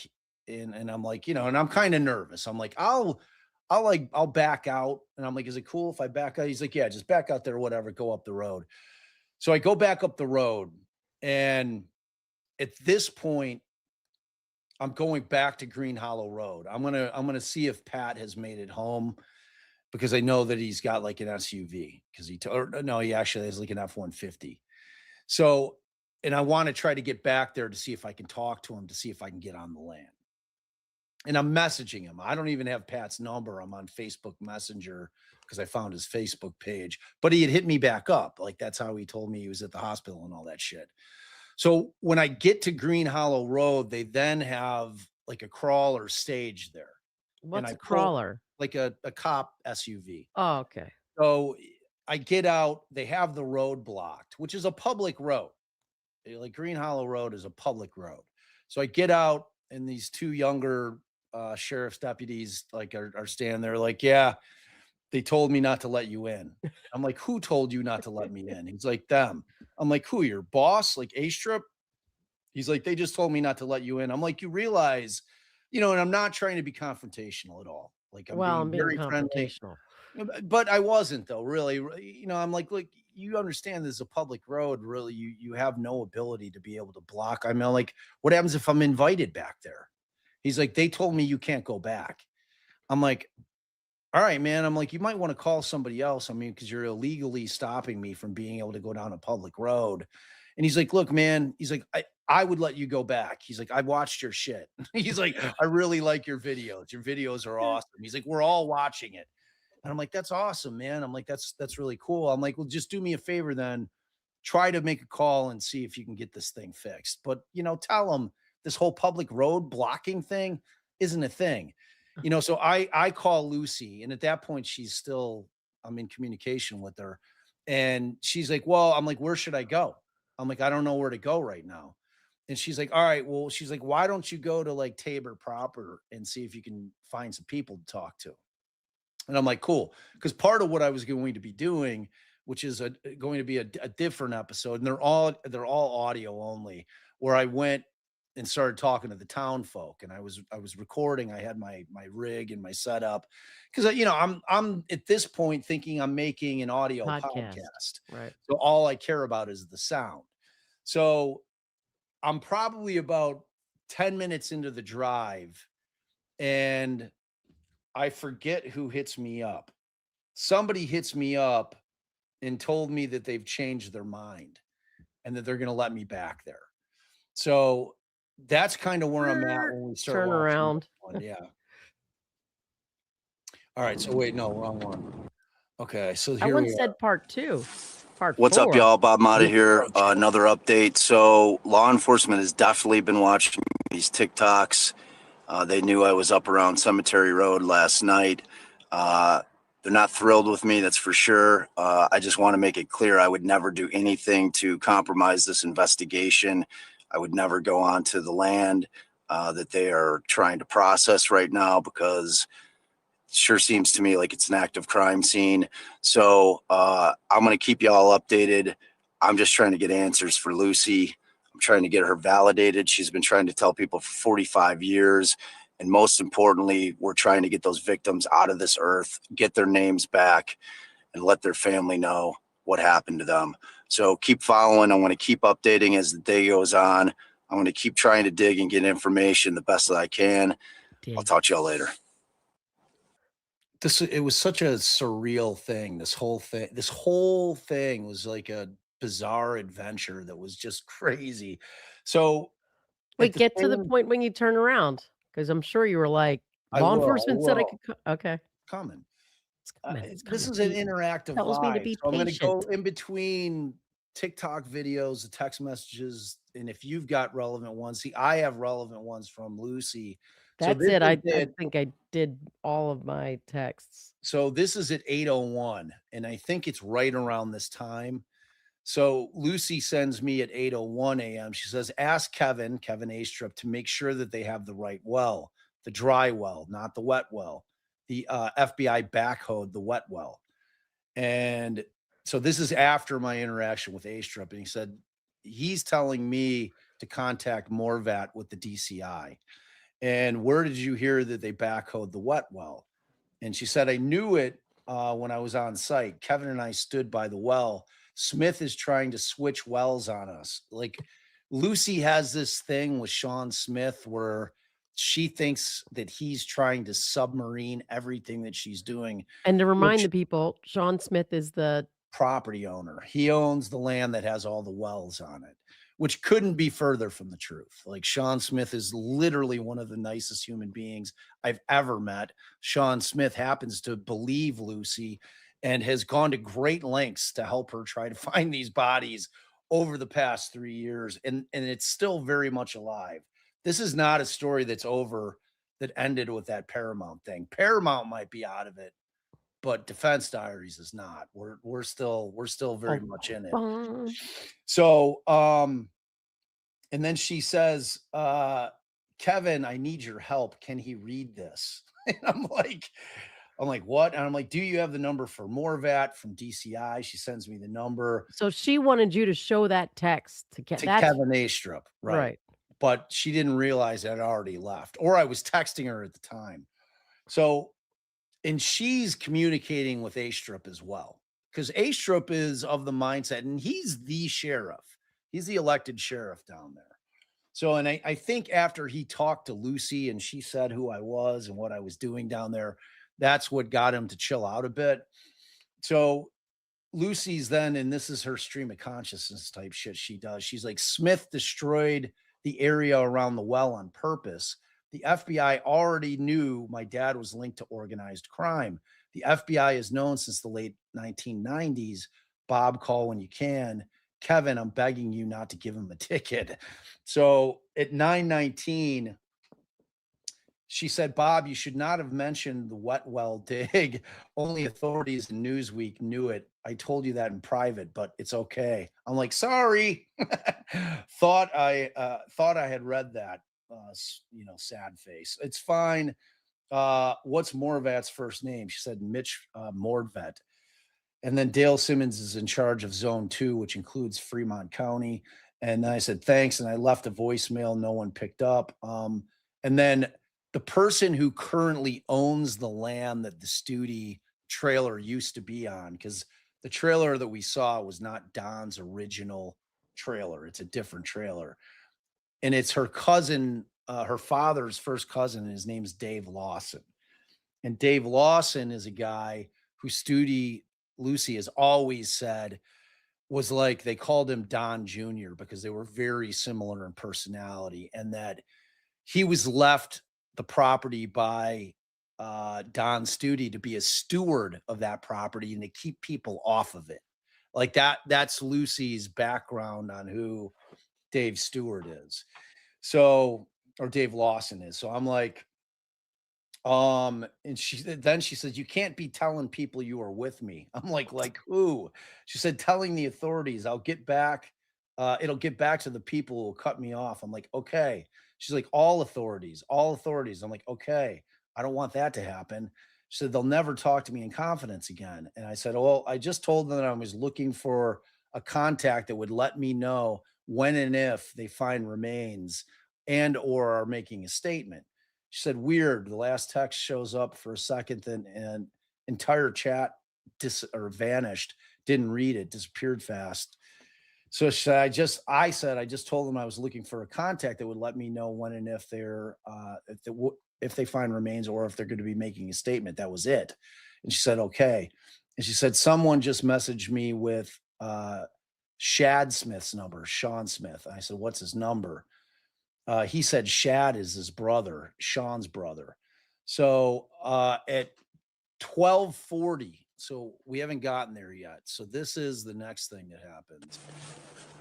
What's up, y'all? Bob Motta here, host of the true crime podcast, Defense Diaries, and a criminal defense attorney. So I just want to be clear about a couple things right from the forefront before I get into my latest update. While I have communicated with Lucy quite a bit over the past 6 weeks, as soon as she found out that law enforcement was actually going to do something about this, she cut off all communications with me and all media, as far as I know. Her only desire. So that's obviously me making a TikTok in response to Lucy telling me that I'm not in contact with her. So like that was we see that's part 4. The last one was actually part 3. right. Hey guys, this one's part 4. That Right. last one was 3. Right. As you can see, the tech wizardry has persisted for years. All right. So again, that's why I read those text messages. So to put context to this particular video. And this entire thing is the last thing she wants is any kind of notoriety from this. All she wants is the victims dug up from the ground. That's all she cares about. She doesn't care about anything else. She is working strictly with law enforcement. Now, I did try to call her this morning when the sheriff pulled me over because I thought she might be able to help me, but she didn't even answer. So, like, I am not in communication with Lucy. Everything that I'm able to know about the town and who to talk to is from conversations I've had with her in the past. So I just want to be very clear about that. Now, the latest update, just so you all know, and I know that I've mentioned it before, law enforcement has the consent of Smith to be on his property. That is where they are right now, on Smith's property. As far as I know, the land that was owned by Studey back in the day, the current owner is not allowing access to that property. So I went over to the courthouse in order to try to find out whether or not a warrant has been issued, a search warrant to get onto Studey's former property. The clerk there told me that as of right now, that no warrant has been issued for that property, meaning that they still can't gain access through the former Studey property, and they're having to do everything through the entire Smith property is the only way that they're gaining access. The reason that I was doing that is because I'm putting the pieces together, because law enforcement is very tight-lipped right now. They're aware that I'm here and they're not wanting to give me any information at this point. I respect that. However, I'm still trying to get information because that's what we do.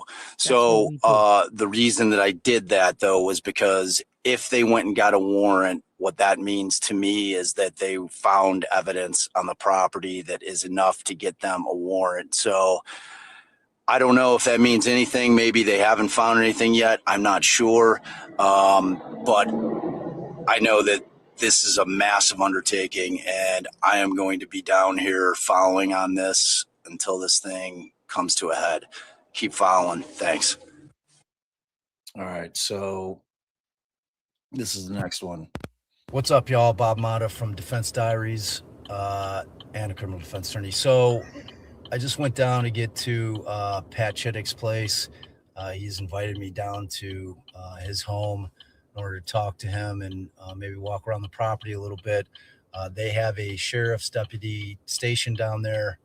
They didn't want to let me down.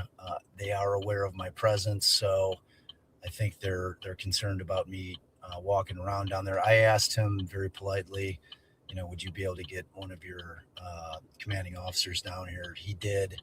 The gentleman who came was an absolute delight, incredibly pleasant guy, and he's been watching the TikTok, so I appreciate that. I would love to give him a shout out, but I don't know if he wants me to do that. If he decides that he does later, I will happily do that because he was a gentleman all the way around. At any rate, that's kind of where it's at right now. They're not allowing me down to Pat's place, even though Pat's invited me down. It is a public road. It is a private residence. Technically, they don't have the right to do it, but I'm not trying to make enemies here. I'm really just trying to get information, trying to let these gentlemen do their jobs and these ladies do their jobs. And I don't want to do anything to interfere with any of that. We just want the victims out, and I just want updates as to what's going on. Hopefully there's going to be some kind of statement soon. I will keep you all updated. I am going to go into a little town called Sydney and see what I can hear from folks. I'm going to talk to some people. I'll keep you all updated. Keep watching. Content is going to keep coming. All right, bye. All right. Look at you. What's up, y'all? Bob Motta here, host of the True Crime Access Podcast, Defense Diaries, and granted. a criminal defense attorney. So it looks like law enforcement has had a change of heart, and they are now escorting me up to Patrick's place. So very kind deputy sheriff. And I have to say that everyone that I have met in this entire area has been nothing but absolutely wonderful and nice, from townsfolk to law enforcement, everybody. It's really a tribute to the kind people that are in this area. So I'll keep you updated. We're arriving right now. Keep watching. Even with the What's up, y'all? Bob bloody Motta here, host of the True knife Crime. on your hat. Yeah. All right. So I get down there. They do escort me down, or they were gone. So they didn't even escort. They just pulled that cruiser out of there. And I'm finally on the property. So I'm super excited. What's up, y'all? Bob Motta here, host of the True Crime Podcast, Defense Diaries, and a criminal defense attorney. So I got in. Deputy brought me up. Pat told me how to kind of navigate this area. So I am on the Studey's land right now. Wow. And I am going to see what I can see. So I'm not going to film this for too long because that'll get boring. But once I get up here, I'll be back. All right, so Pat gave me some pretty good directions, but holy shit, I'm not going to lie. I'm already lost. But I'm going to keep trying to make my way here, see what's what. I'll tell you right now, if you're somebody trying to dispose of bodies, this would be the place to do it. I think I've got a pretty clear path here. One thing I have to be extremely careful about is not to cross a property line. I really have to make sure that I'm not crossing any property lines. So how are you supposed to figure that out? At this point, I don't understand that there's a fence.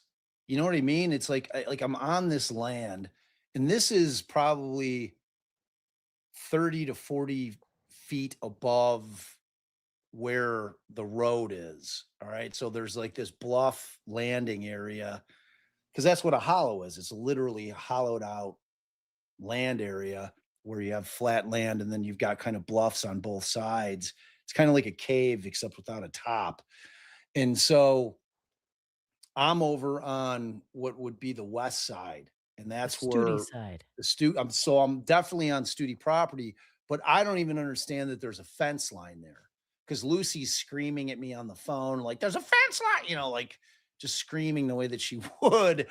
acting like I'm an idiot because I don't understand the topography of where I'm at. Like I don't have an overhead map. I had Right. tried I mean, looking. if the guy's telling you don't cross the property line, he could have said, there'll be a fence there. There'll be a fence there, right? So, because I don't know how close I am to where they're digging or anything. Like I like at this point, I don't even know. Like I'm just exploring at this point, and it's all just crazy. Like everything was just this was insane. I can hear some law enforcement over there. Oh, Like I cannot. I have to be super careful about where I walk because I promised the officers I would not cross any kind of property lines. There's supposed to be a fence line, and I don't know if there's an actual fence. So I'll let you all know. Bye.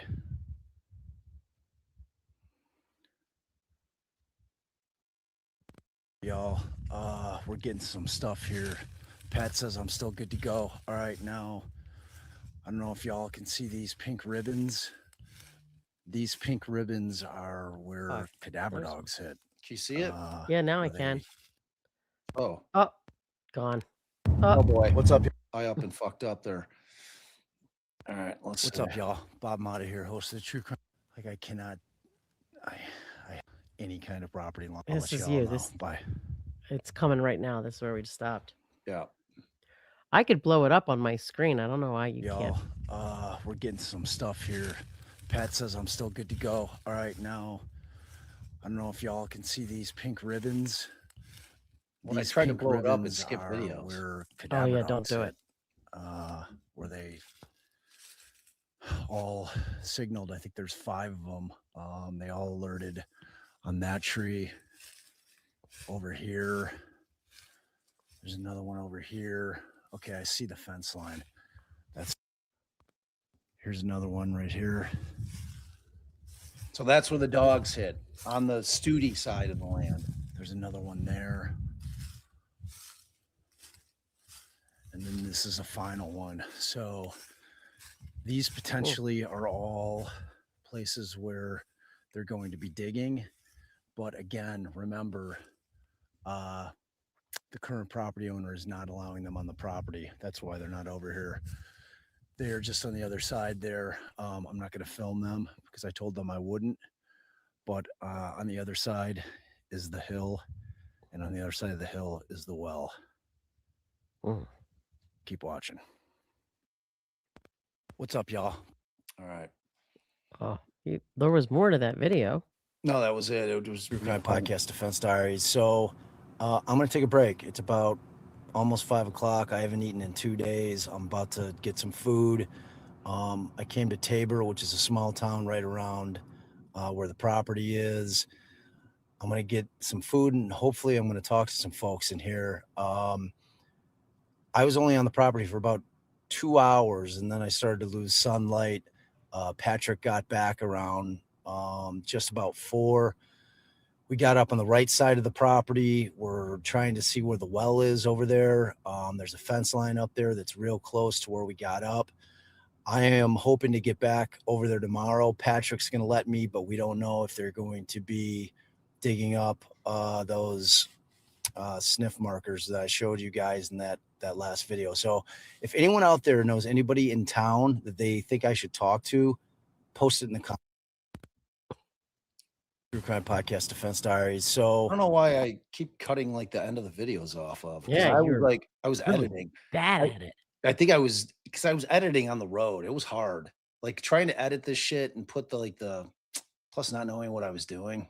all right, what's up, y'all? Bob Motta here. Who's that guy? Defense Diaries, and I am with Pat Chittick, who is the hero of the day. He's the kind soul that led us onto the property so that we've been able to kind of walk around up in here and see what's what. So we actually just did some pretty, I would call it moderate climbing for me. As an old man, it was pretty tough for him. He like flew up there like it was nothing. But everyone, this is Pat. Hold on. Hey, how's it going, man? Good, man. Thank you for letting us on the property, man. We really appreciate it. So I went over there with your guidance on the other side. We had some information that we should come on this side because there's a thought that there's a So there's my dumbass not facing the mic towards me when I talk because I only had the one mic. So it would be like, and I I think kept you forgetting. stopped on the way, didn't you? I remember we needed to find a Best Buy for something on your I way think, there. yeah, I think I got Maybe it that was the mic. adapter? No, I think it was that mic because it's like a Shure, but it's like a mobile one for when you're out. I thought that it would pick up better sound. I didn't know. Like I think I called Darren. I'm like, directionally, is it going to pick me up? And he's like, it should, or at least I thought he told me that. So you have to really listen hard to what I'm saying, but you can hear Pat real well. So yeah, it's just well on this side, and it's the thought that it's the well that matters. Where do you think the well is over here? I have honestly no idea. This is the first I've heard of the well being this close to. All right, what's up, y'all? Oh, Lord. I'm telling you, like it was a minute. That's what it was. Like I couldn't have a video longer than a minute. That's why it was actually like stopping like that. But I get right back to Pat. Oh, thank God. All right, dude, you got cut off there. So this one's a 3 minute. So yeah. Oh, this one's a 3-minute. Here's what our issue is. We've got this is the fence line. This is Pat and I told law enforcement we were not going to cross that, which we won't because we're not trying to get arrested. So Oh, my man. over here, if y'all can see above on top of that ridge, if like we were able to get up there, that is where we believe there could be the well. Because there's a couple wells. That's what I know. I can boost the sound now. And there's a dry well. And Lucy's always been adamant that it's the dry well that they need to be digging in and doing the core drilling. So we're kind of in a position now where we're a little bit behind here. So I don't know, man. What do you think? So let me ask you this. So when I was over there, law enforcement was definitely over there, and they were doing that core drilling. Would you say that was definitely where the mushroom trail was? Yeah, that's the mushroom trail area or part of it. That's the shallow well or the shallow graves that they marked with the cadaver dogs. You saw the markers on our side of the property line. Still haven't been asked for permission to come dig or do anything on those. Yeah. And They all I've haven't even gotten. contacted you all about coming and digging over there? Nope. All we've gotten so far is the request to do the cadaver dogs. And buckets, man. No. There's a lot of things I'll do in life, but that's a little further than I'm going. All right, No. fair enough. If you couldn't hear, I just asked him if we should get shovels and buckets. But yeah, they were definitely over there, and it looked like I could see a piece of pretty heavy machinery. So you think they're doing the core drilling down there so they get in deeper? Well, just to basically, yay or nay a spot.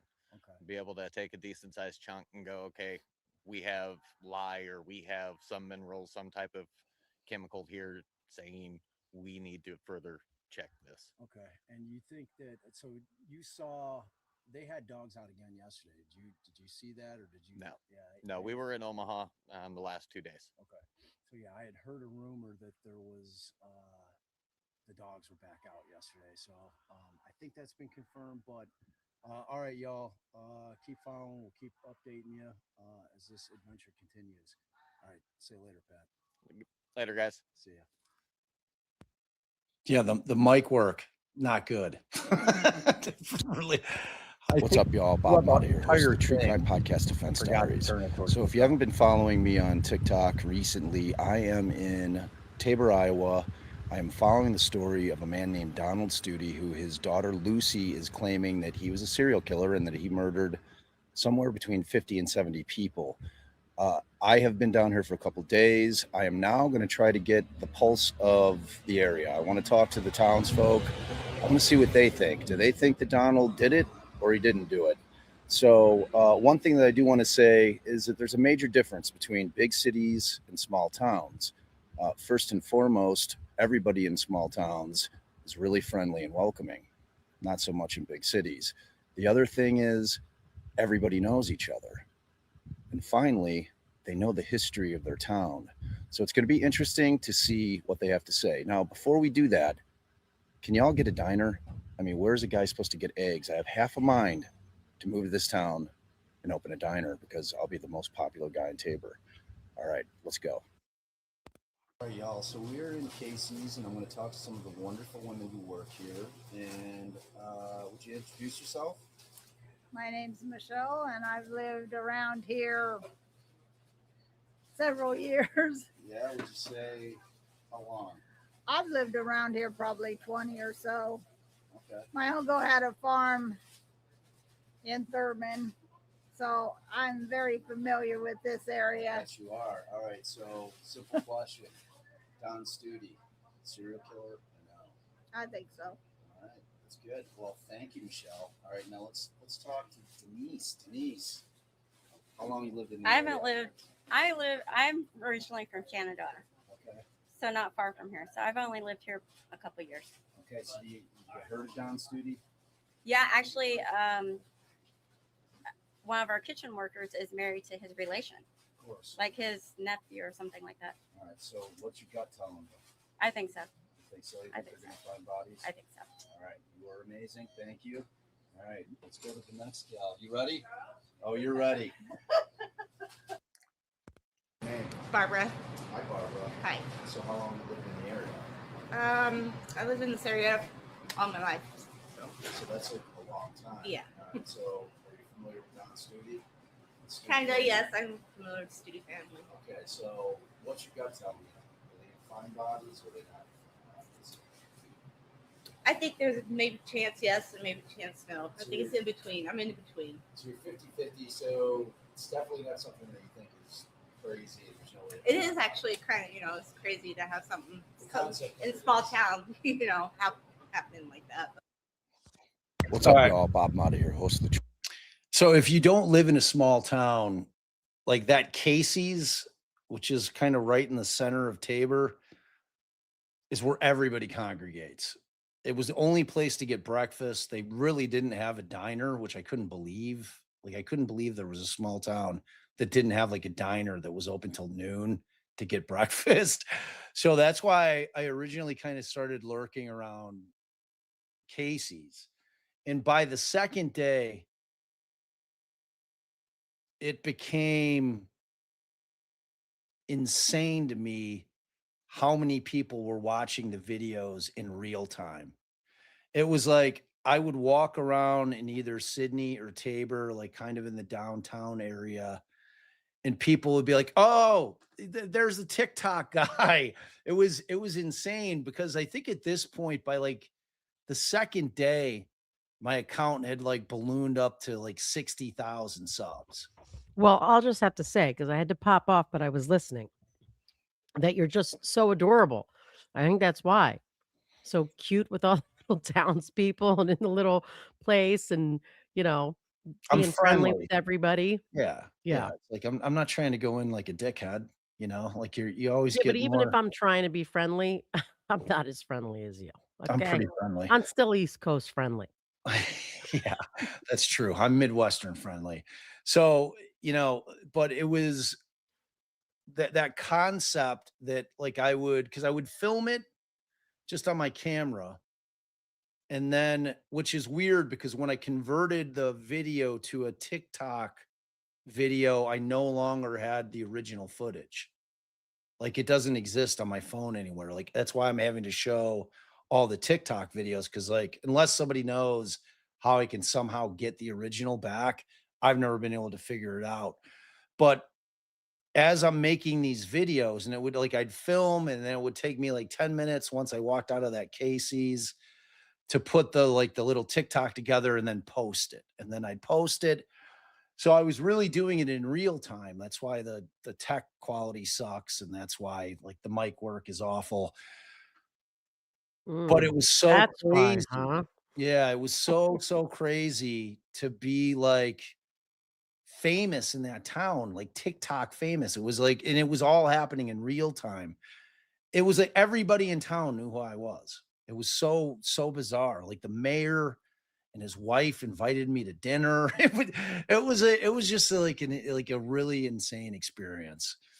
All right, so here I continue. What's up, y'all? Bob Motta here, host of the true crime podcast, Defense Diaries. So it is about 4 o'clock, December 8th. DCI just dropped this press release. Essentially what it's saying is that after a 3-day extensive search, including experts from many different disciplines that they have found no evidence of any criminal activity or wrongdoing on the site that they were searching.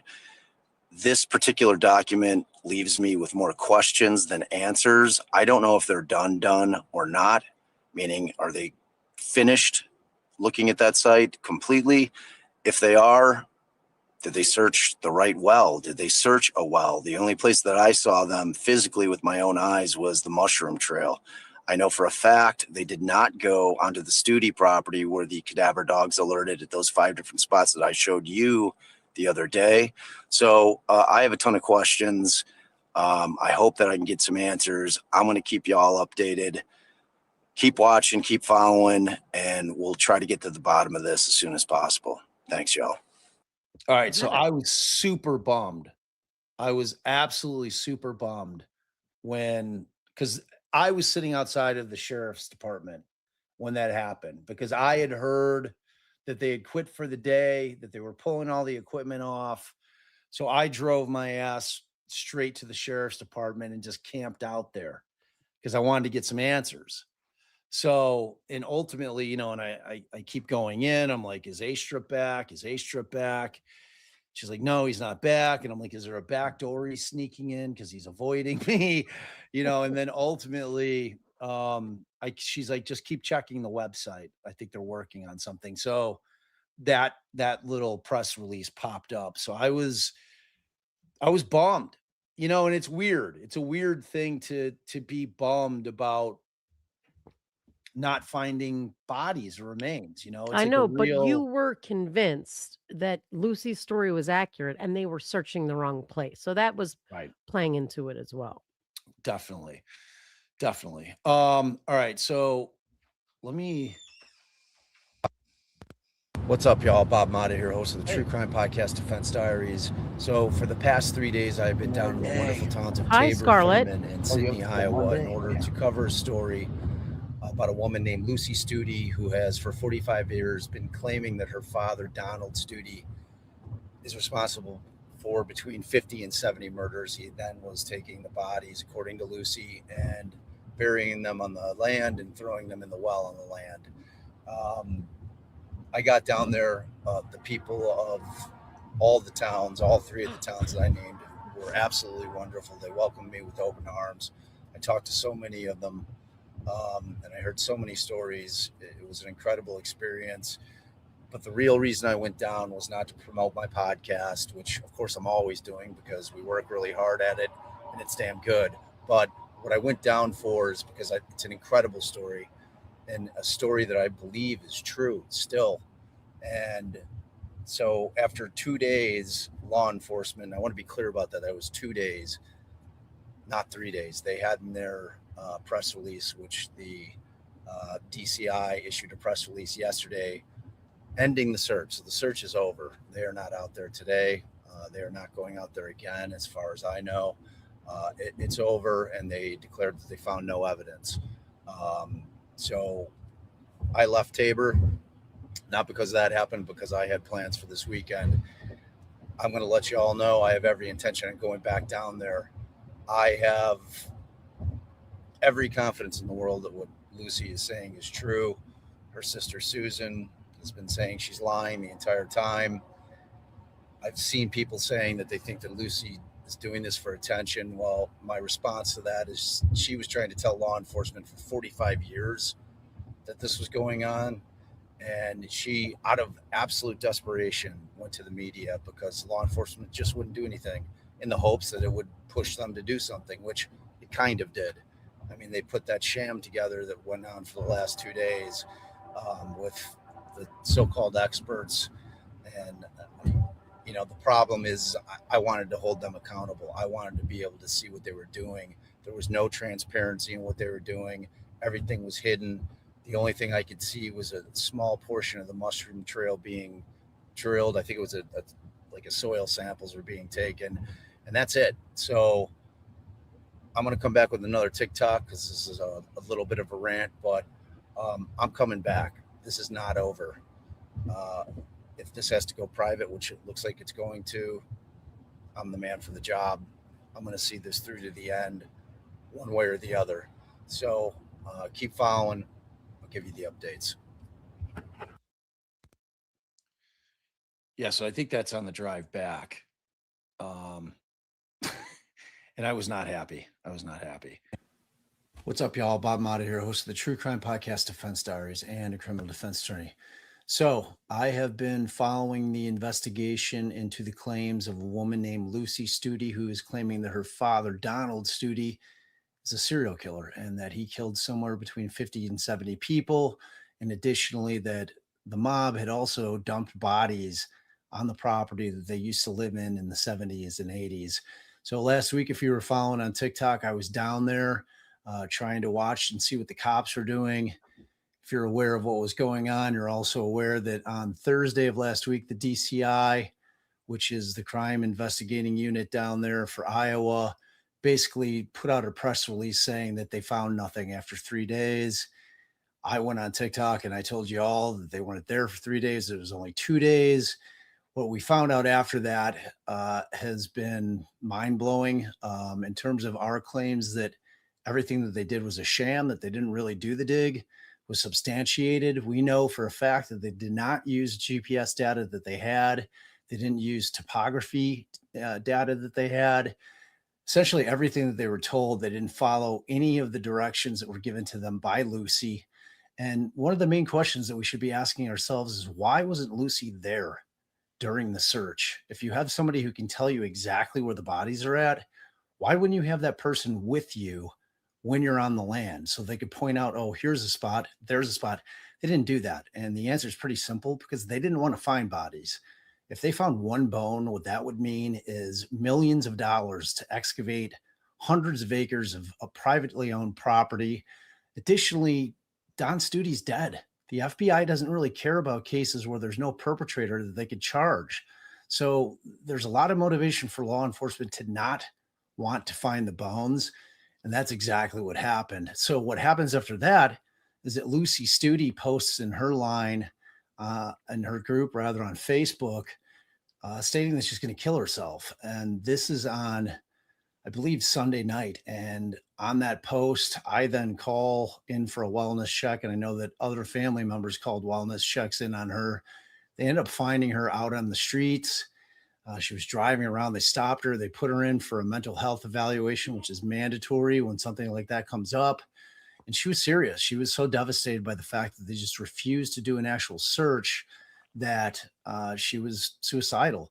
And she's not afraid for me to tell you all that, because I didn't want to post it initially until she told me I could, which she did. Now we're at the point where we're going forward. We're going to have a private dig. We don't know if it's going to have to wait till the spring because the ground is going to freeze or not, but stay tuned. I'll give you more updates very quickly. Thanks. I completely forgot that happened. I can't even believe that I forget that that happened.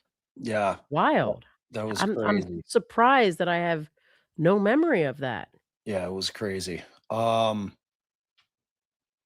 right, so I think this is going to be the wrap for part one. We're at about 2 hours. This is just the beginning of the story. Well, I got this really. pretty woman up here in your, what's going on here? What? There's like women in your TikToks. What's happening? It's crime stories, babe. Don't get Okay. jealous and weird. Okay. All right. So ultimately, this thing is just an insane story. And so I continue to speak with Lucy for months after this initial kind of trip down to Tabor and Thurman, Iowa. And I'm like continuing to talk to Lucy consistently, like all the time. And her story had always been to me that she was only talking to Eric and Naveed, the two guys from from Newsweek, and that she was talking to me, and that's it. That she wasn't talking to anybody else. And for part two, we're going to get into the second search of the land. And the Jazz Fest interference. Yeah, the Jazz Fest interference. Bobby had to leave me during Jazz Fest. And it's like, this is after, I want to say, 8 more months. So like 8 months passes, and I'm talking to Lucy all the time. We're trying to, I keep telling her I can do a crowdfunding type thing. We can go fund me, any of those types of things. And people are going to donate, because when I was down in Tabor, Thurman, and Sydney, people were going to be super helpful if need be. Like, I had so many people that were Willing to grab a bucket and a shovel. it was beyond that. They were willing to come out and use their heavy machinery, bulldozers, whatever, top loaders, all that stuff.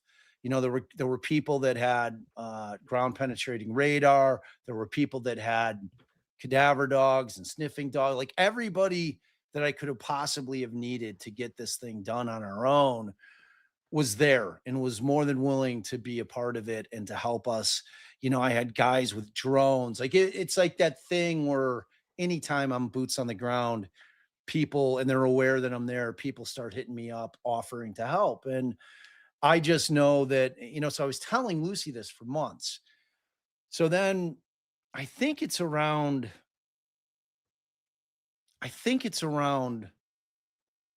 like before Christmas, or it's like Christmas is past and it's like early spring. And she kind of drops this bombshell on me that she's been talking to this producer, this guy, Paul Lima, who is a documentary filmmaker. And I'm like, oh, all right, cool. I'm like, did you guys just meet? She's like, no, I've been talking to him for a long time, like the same amount of time that I've been talking to you. So I'm like, and I'm not mad.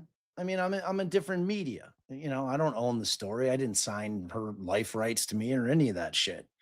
But what upset me was the fact that she had lied to me so adamantly for months that I'm like starting to question whether or not this woman's capable of just flat out lying about all of it. And I'm like, and I tell her that, I was very honest about that. And I'm like, man, I'm like, I don't give a shit that you have a filmmaker. I mean, good, they'll help fund it if they can sell it. I'm like, that's awesome. But like, what I'm concerned with is why you felt the need to not tell me, and not only not tell me, but like continually lie about it. It's one thing to omit. It's another thing to actively lie. And so I'm like, I was really put off with that. I was the lie about, not having any communication with anybody else just made me start thinking that everything that she was saying was a lie. So I was torn. I was talking to Allie. I'm like, I don't know. Like, what do I do with this? And You know, the thing is, like, as you can see, the making of a documentary, that only helps like a podcast about that same topic. I mean, we've done nothing with this right. information and all of this stuff until there was a documentary. So, like Bob's saying, he didn't care about that. He just worried, why would she lie? And Yeah. then I've been, we sort of talked it out, and it was like she's been stung a bunch of times when it comes to like people trying to make the movie and somebody trying to get the rights to this, and you know um and yeah, like that my you thing were just was, convinced, you still felt convinced that every other part of what she told you was true and her emotions were true. I mean, you struggled with it, but that's where you landed. yeah, ultimately, because and I had very frank conversations with her. I told her exactly, how I am. Like, I'm not going to mince words. And it mattered not to me. Like, it wasn't like a competition thing at all. Like, and anybody Right. that knows me and knows how we run this channel, like, I support everybody. Like, you've got to be an absolute asshole to me for me not to support your show or your endeavors, whatever you're doing creatively. That's just not how I operate. There's plenty of room for all of us. If you're interesting and you're good and you've got a story to tell, people are going to come to you, and I want people to come to people, especially people that I really like, and I want to do well. I want everybody to do well. That's just how I operate. So that wasn't it at all. I was just like stunned that she had lied to me for months, like flat out. Like I wouldn't ask her ever. Like, am I the only person you're talking to? Like, that's not my game. Like, I wasn't worried about exclusivity. Like Right. that wasn't it at all. Like Right. I was blown away by the fact that she could stone cold lie to me like that without blinking an eye. And at this point in time, I still had not met her personally.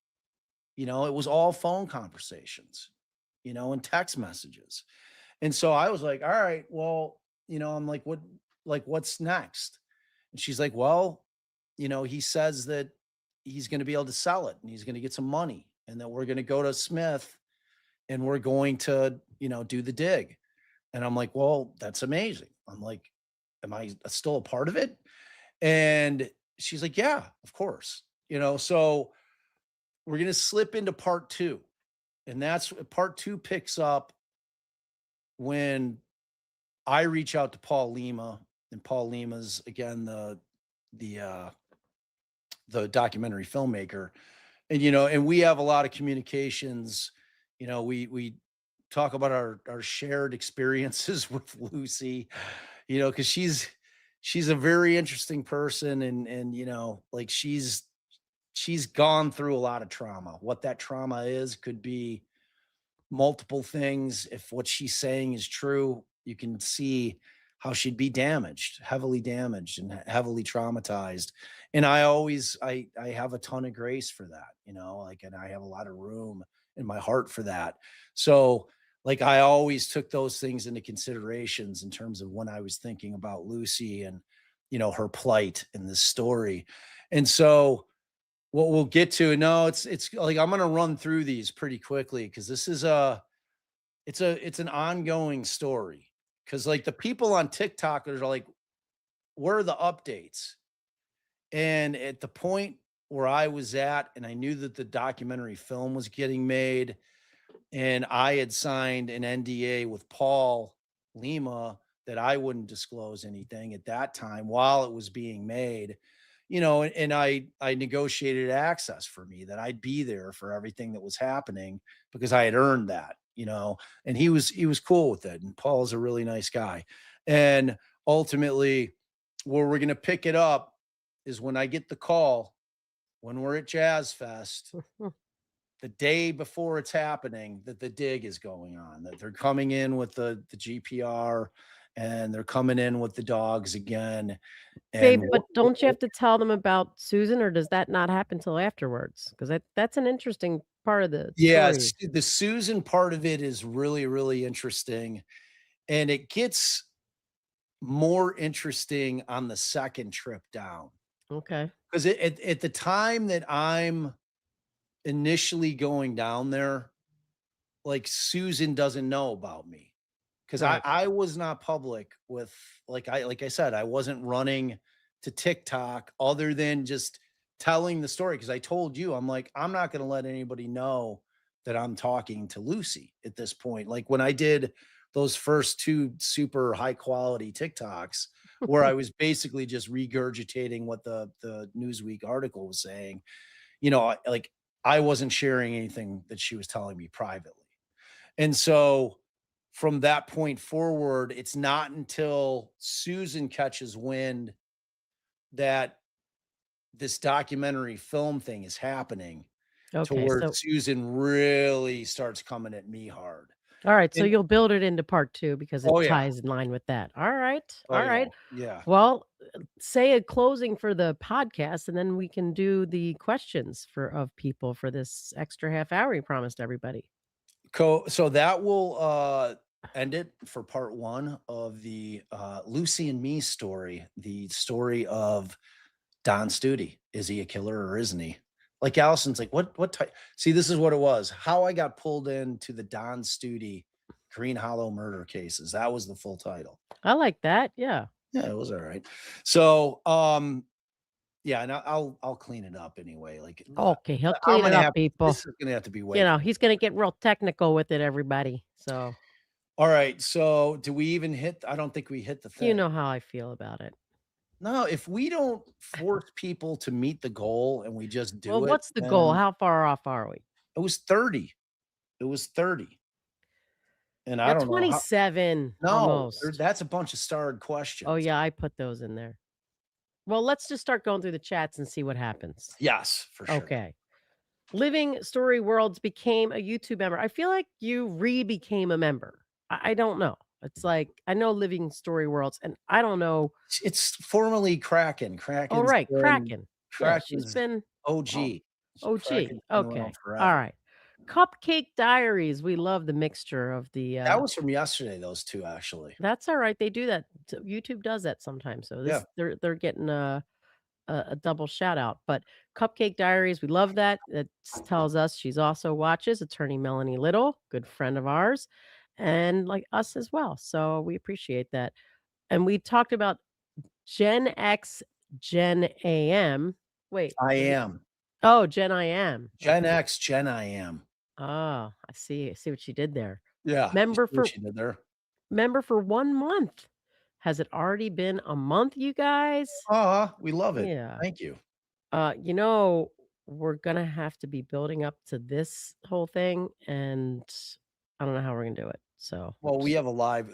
We're having a live tomorrow, Ann, so we'll do it tomorrow. yeah, that's what you get, Ann. Tomorrow, closer to Yeah. your birthday. Julie Jensen said, "Let's get this goal started, beautiful humans." Yes, Thanks, let's Julie. get it started because we haven't gotten it yet. Lace, thank you. Lace JW8NJ. I'm gonna go with New Jersey. So, hey, New Jersey. Yeah. Cody in Tennessee says, "I'm excited for this. Hopefully, it will become season 3 of the pod after Dr. Anthony Garcia case." Which, by the way, episode 73 just dropped in Spotify. It did? This morning. Yeah. You didn't even tell me. I could have gone to Patreon, listened to it yesterday. True. Could have. Man. Yeah. You know, I'm anxiously awaiting episodes. So thank you. Thank you, Tennessee thank you, Cody. And Little Sea Star says, "This coverage from y'all excites me. I don't know how I feel about the story after the doc, so learning more from the Mottas has my full attention." Well, thank you, Little Sea Star. And what an adorable dog. That is just too much. You see, you got to blow it up and really look, babe. It's the cutest little fuzzball, white fuzzball. I know, but you can see like his like actual smile if you blow it up a little bit and whiskers. He's adorable. Yeah. Yeah. He really is. Yeah. D nice to me. Got to get ready to go to PT, but thanks for covering. I will be on Rewind Crew. All right. Hey, to you on Rewind Crew when you rewatch. Oh, yeah. Tony, let's go, fam. Thank you. And thank you, D nice. MJ, did Bob go to Sydney? Yes, he did. I did.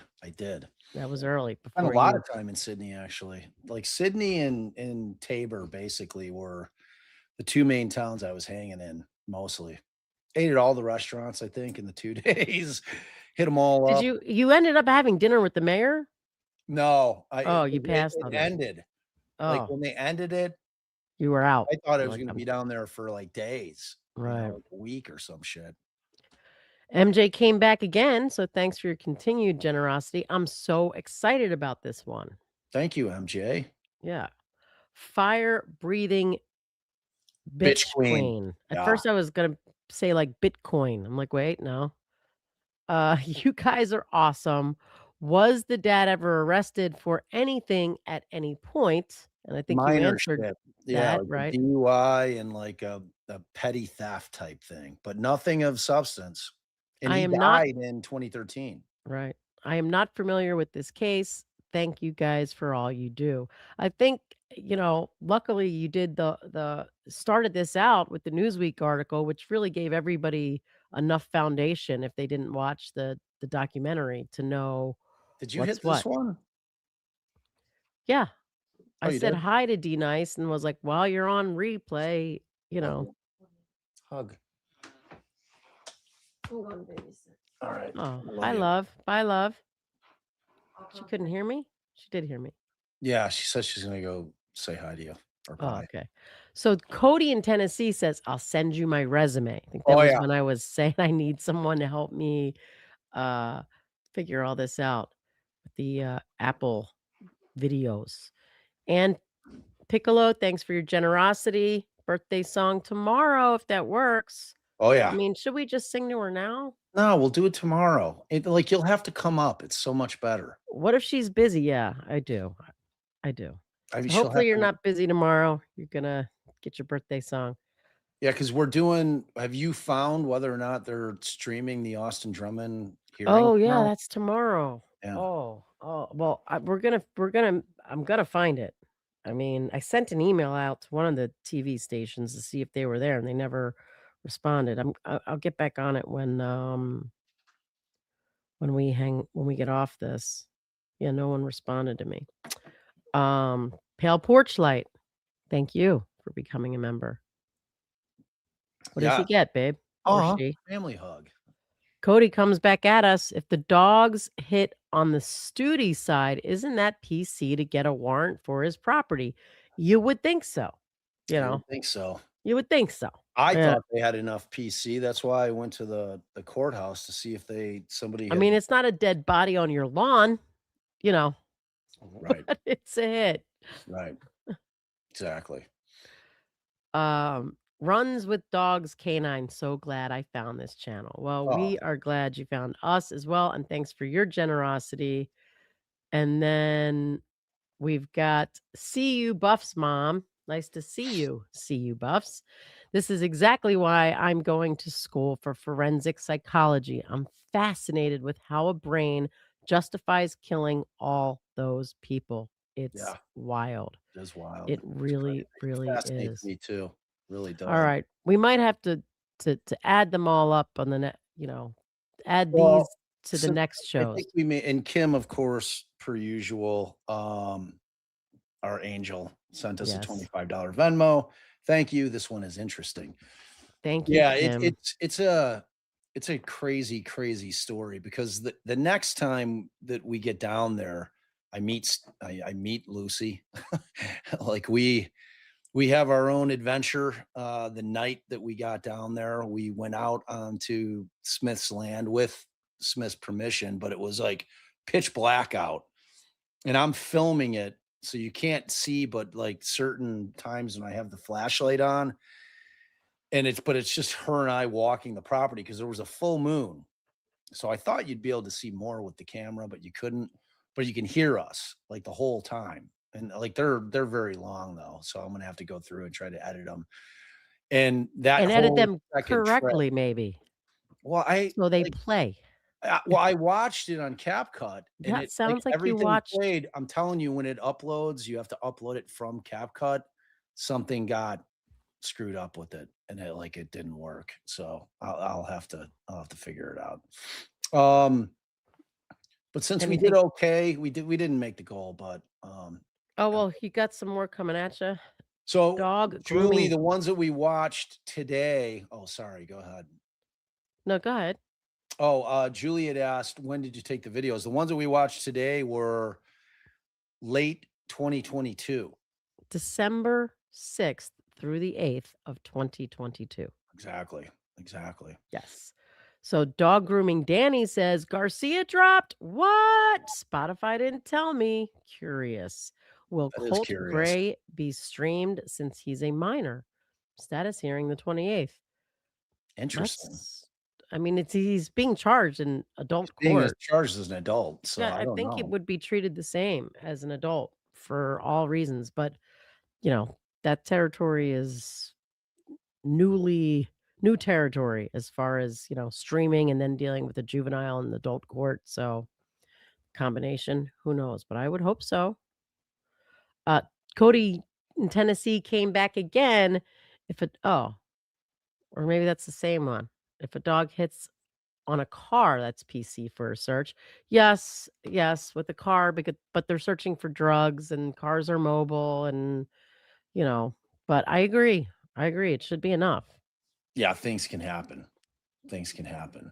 What's that to? Um, Because we don't see that code. We don't see that comment. Or were you talking about Cody's comment? yeah, Oh, yeah, Cody's comment. so here's one. Runs with dogs canine asked how old is Lucy? About Same age as me. I think she just turned 56. old as shit. Yeah, Oh, sorry, yeah, 56. old, So much older than me. old. Runs with dogs also asked if Bob was speeding. Were you speeding, babe? Probably. I probably was speeding. I speed everywhere typically. But History and not on the homicide. dirt roads. On the dirt roads, you're asking for disaster, and there were a lot of dirt roads down there. So Yeah. I was not speeding so much on the dirt roads. History and homicide asks Bob, was this creepy as fuck?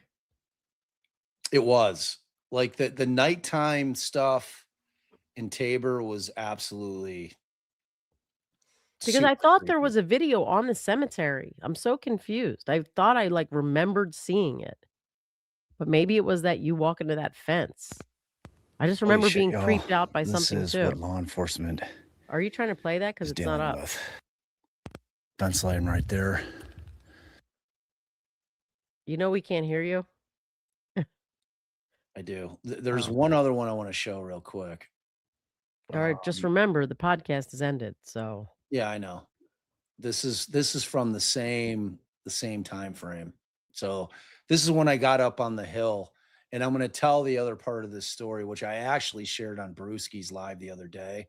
But I'm going to tell it I'm again. sorry, you're actually gonna have to play this tomorrow and tell the story because the podcast Oh, people the need to hear it too. enforcement is dealing with. So, Fence line right so that's when I made it all the way to the top of the bluff, and it's there. just a huge amount of land. I am on the other side of it, opposite of law enforcement, and this is some unbelievable terrain. That's what I just walked through there. All right, I'll be back in a minute. Winded, my man. Yeah, that was a long climb up there. That was a long, like treacherous. And Like you there were was, so much younger. You were my age. oh yeah, I was a young guy at that point, super young guy.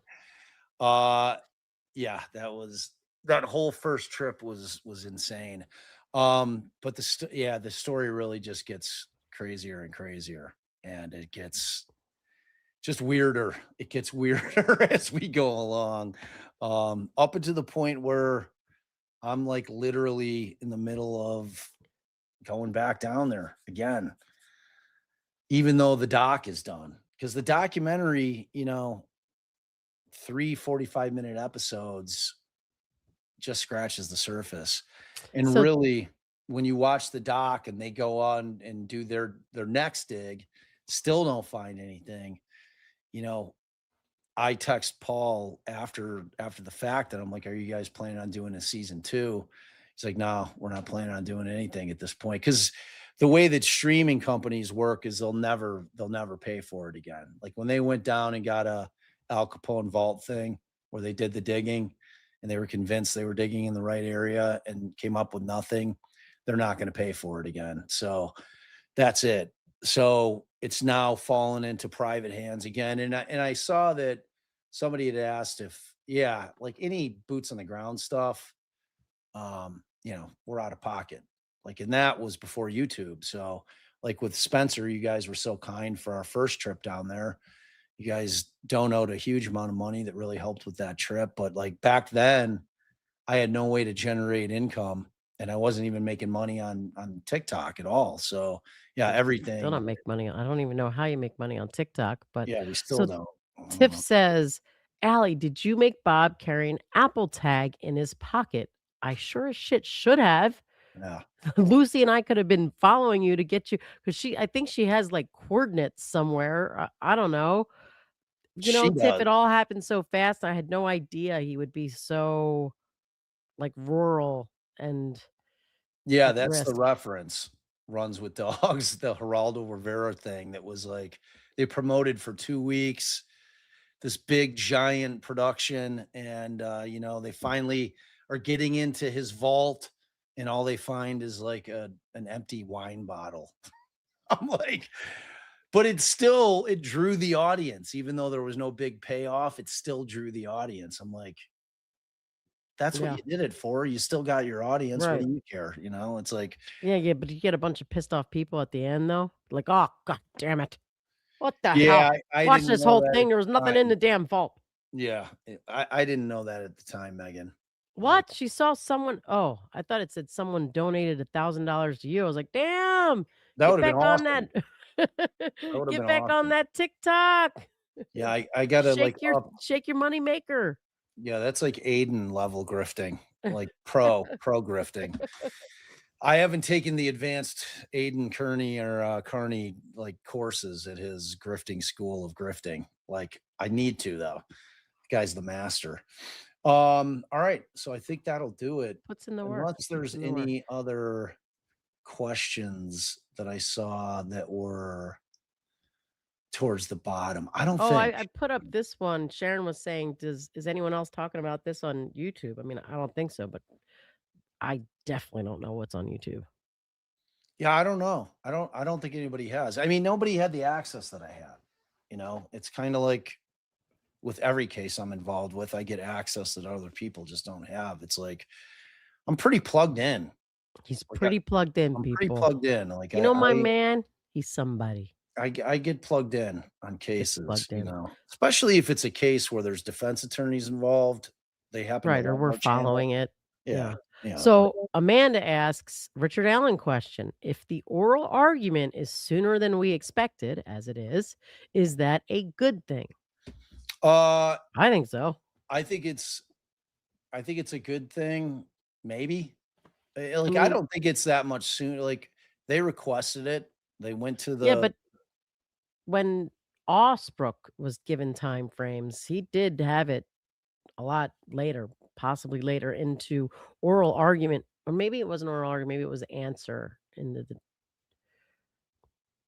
I don't know. So it's right when I thought it would be. I thought the reply hit because it hit what, late April, or was it early May? Whenever the reply late brief April. hit. We've been in Jazz Fest, baby. Yeah, and then I thought that they, and they made the request right when they filed that. So I thought that they would grant it, but what that tells you is that they're going to be doing the work leading up to that. Like, they're going to have fully read the briefs.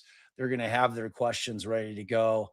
So I think it's a positive in terms of, because it's kind of right where I thought the time frame would be. Like, my guess, and it was based on what Osbrook tells me, and also Kara, but that it sounds like, and if you guys haven't heard, the oral argument has been set for September 21st, 10 a.m. in the Richard Allen case.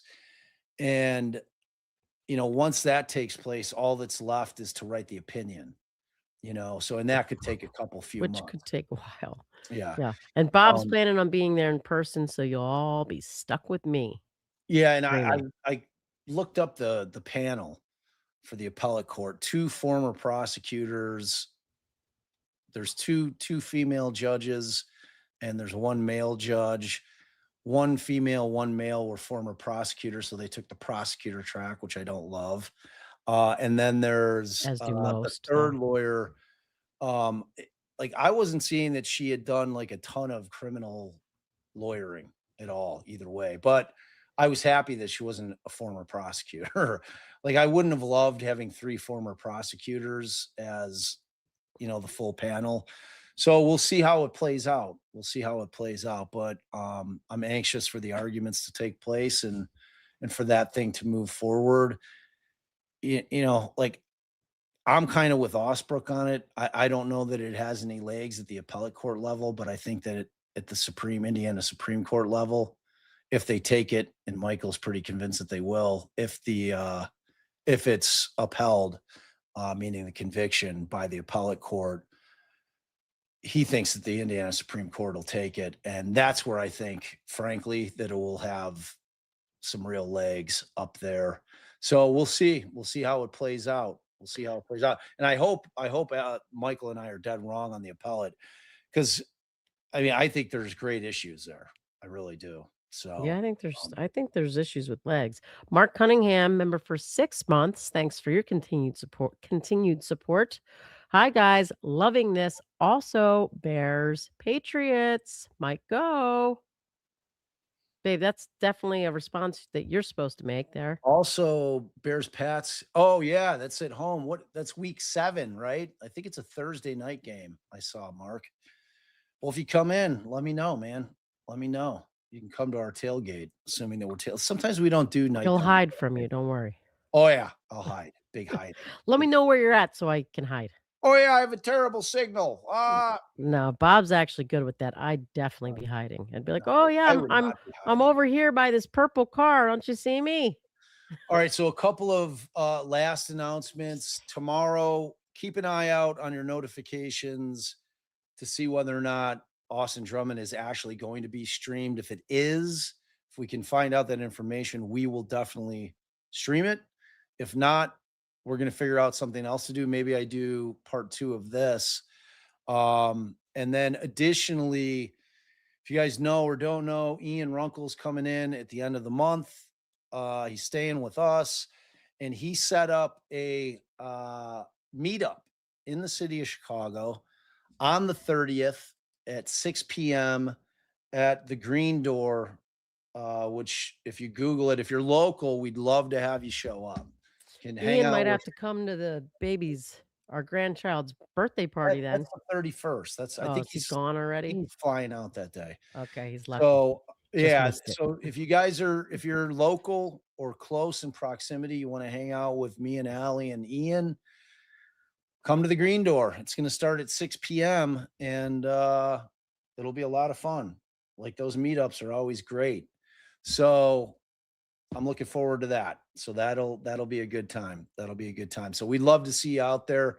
Allie and I have not started doing meetups. We really should, because I know there's a lot of local folks out there. Well, we'll see how Ian's goes. If Ian's is like takes Well, off, then we're gonna co-sponsor it. okay. We've got a thing where, because I was texting with them today. So it's really for both of us. It's not just Ian's meetup, it's both of us. So it's going to be fun. So hopefully we'll see you guys out there, but hit your notifications.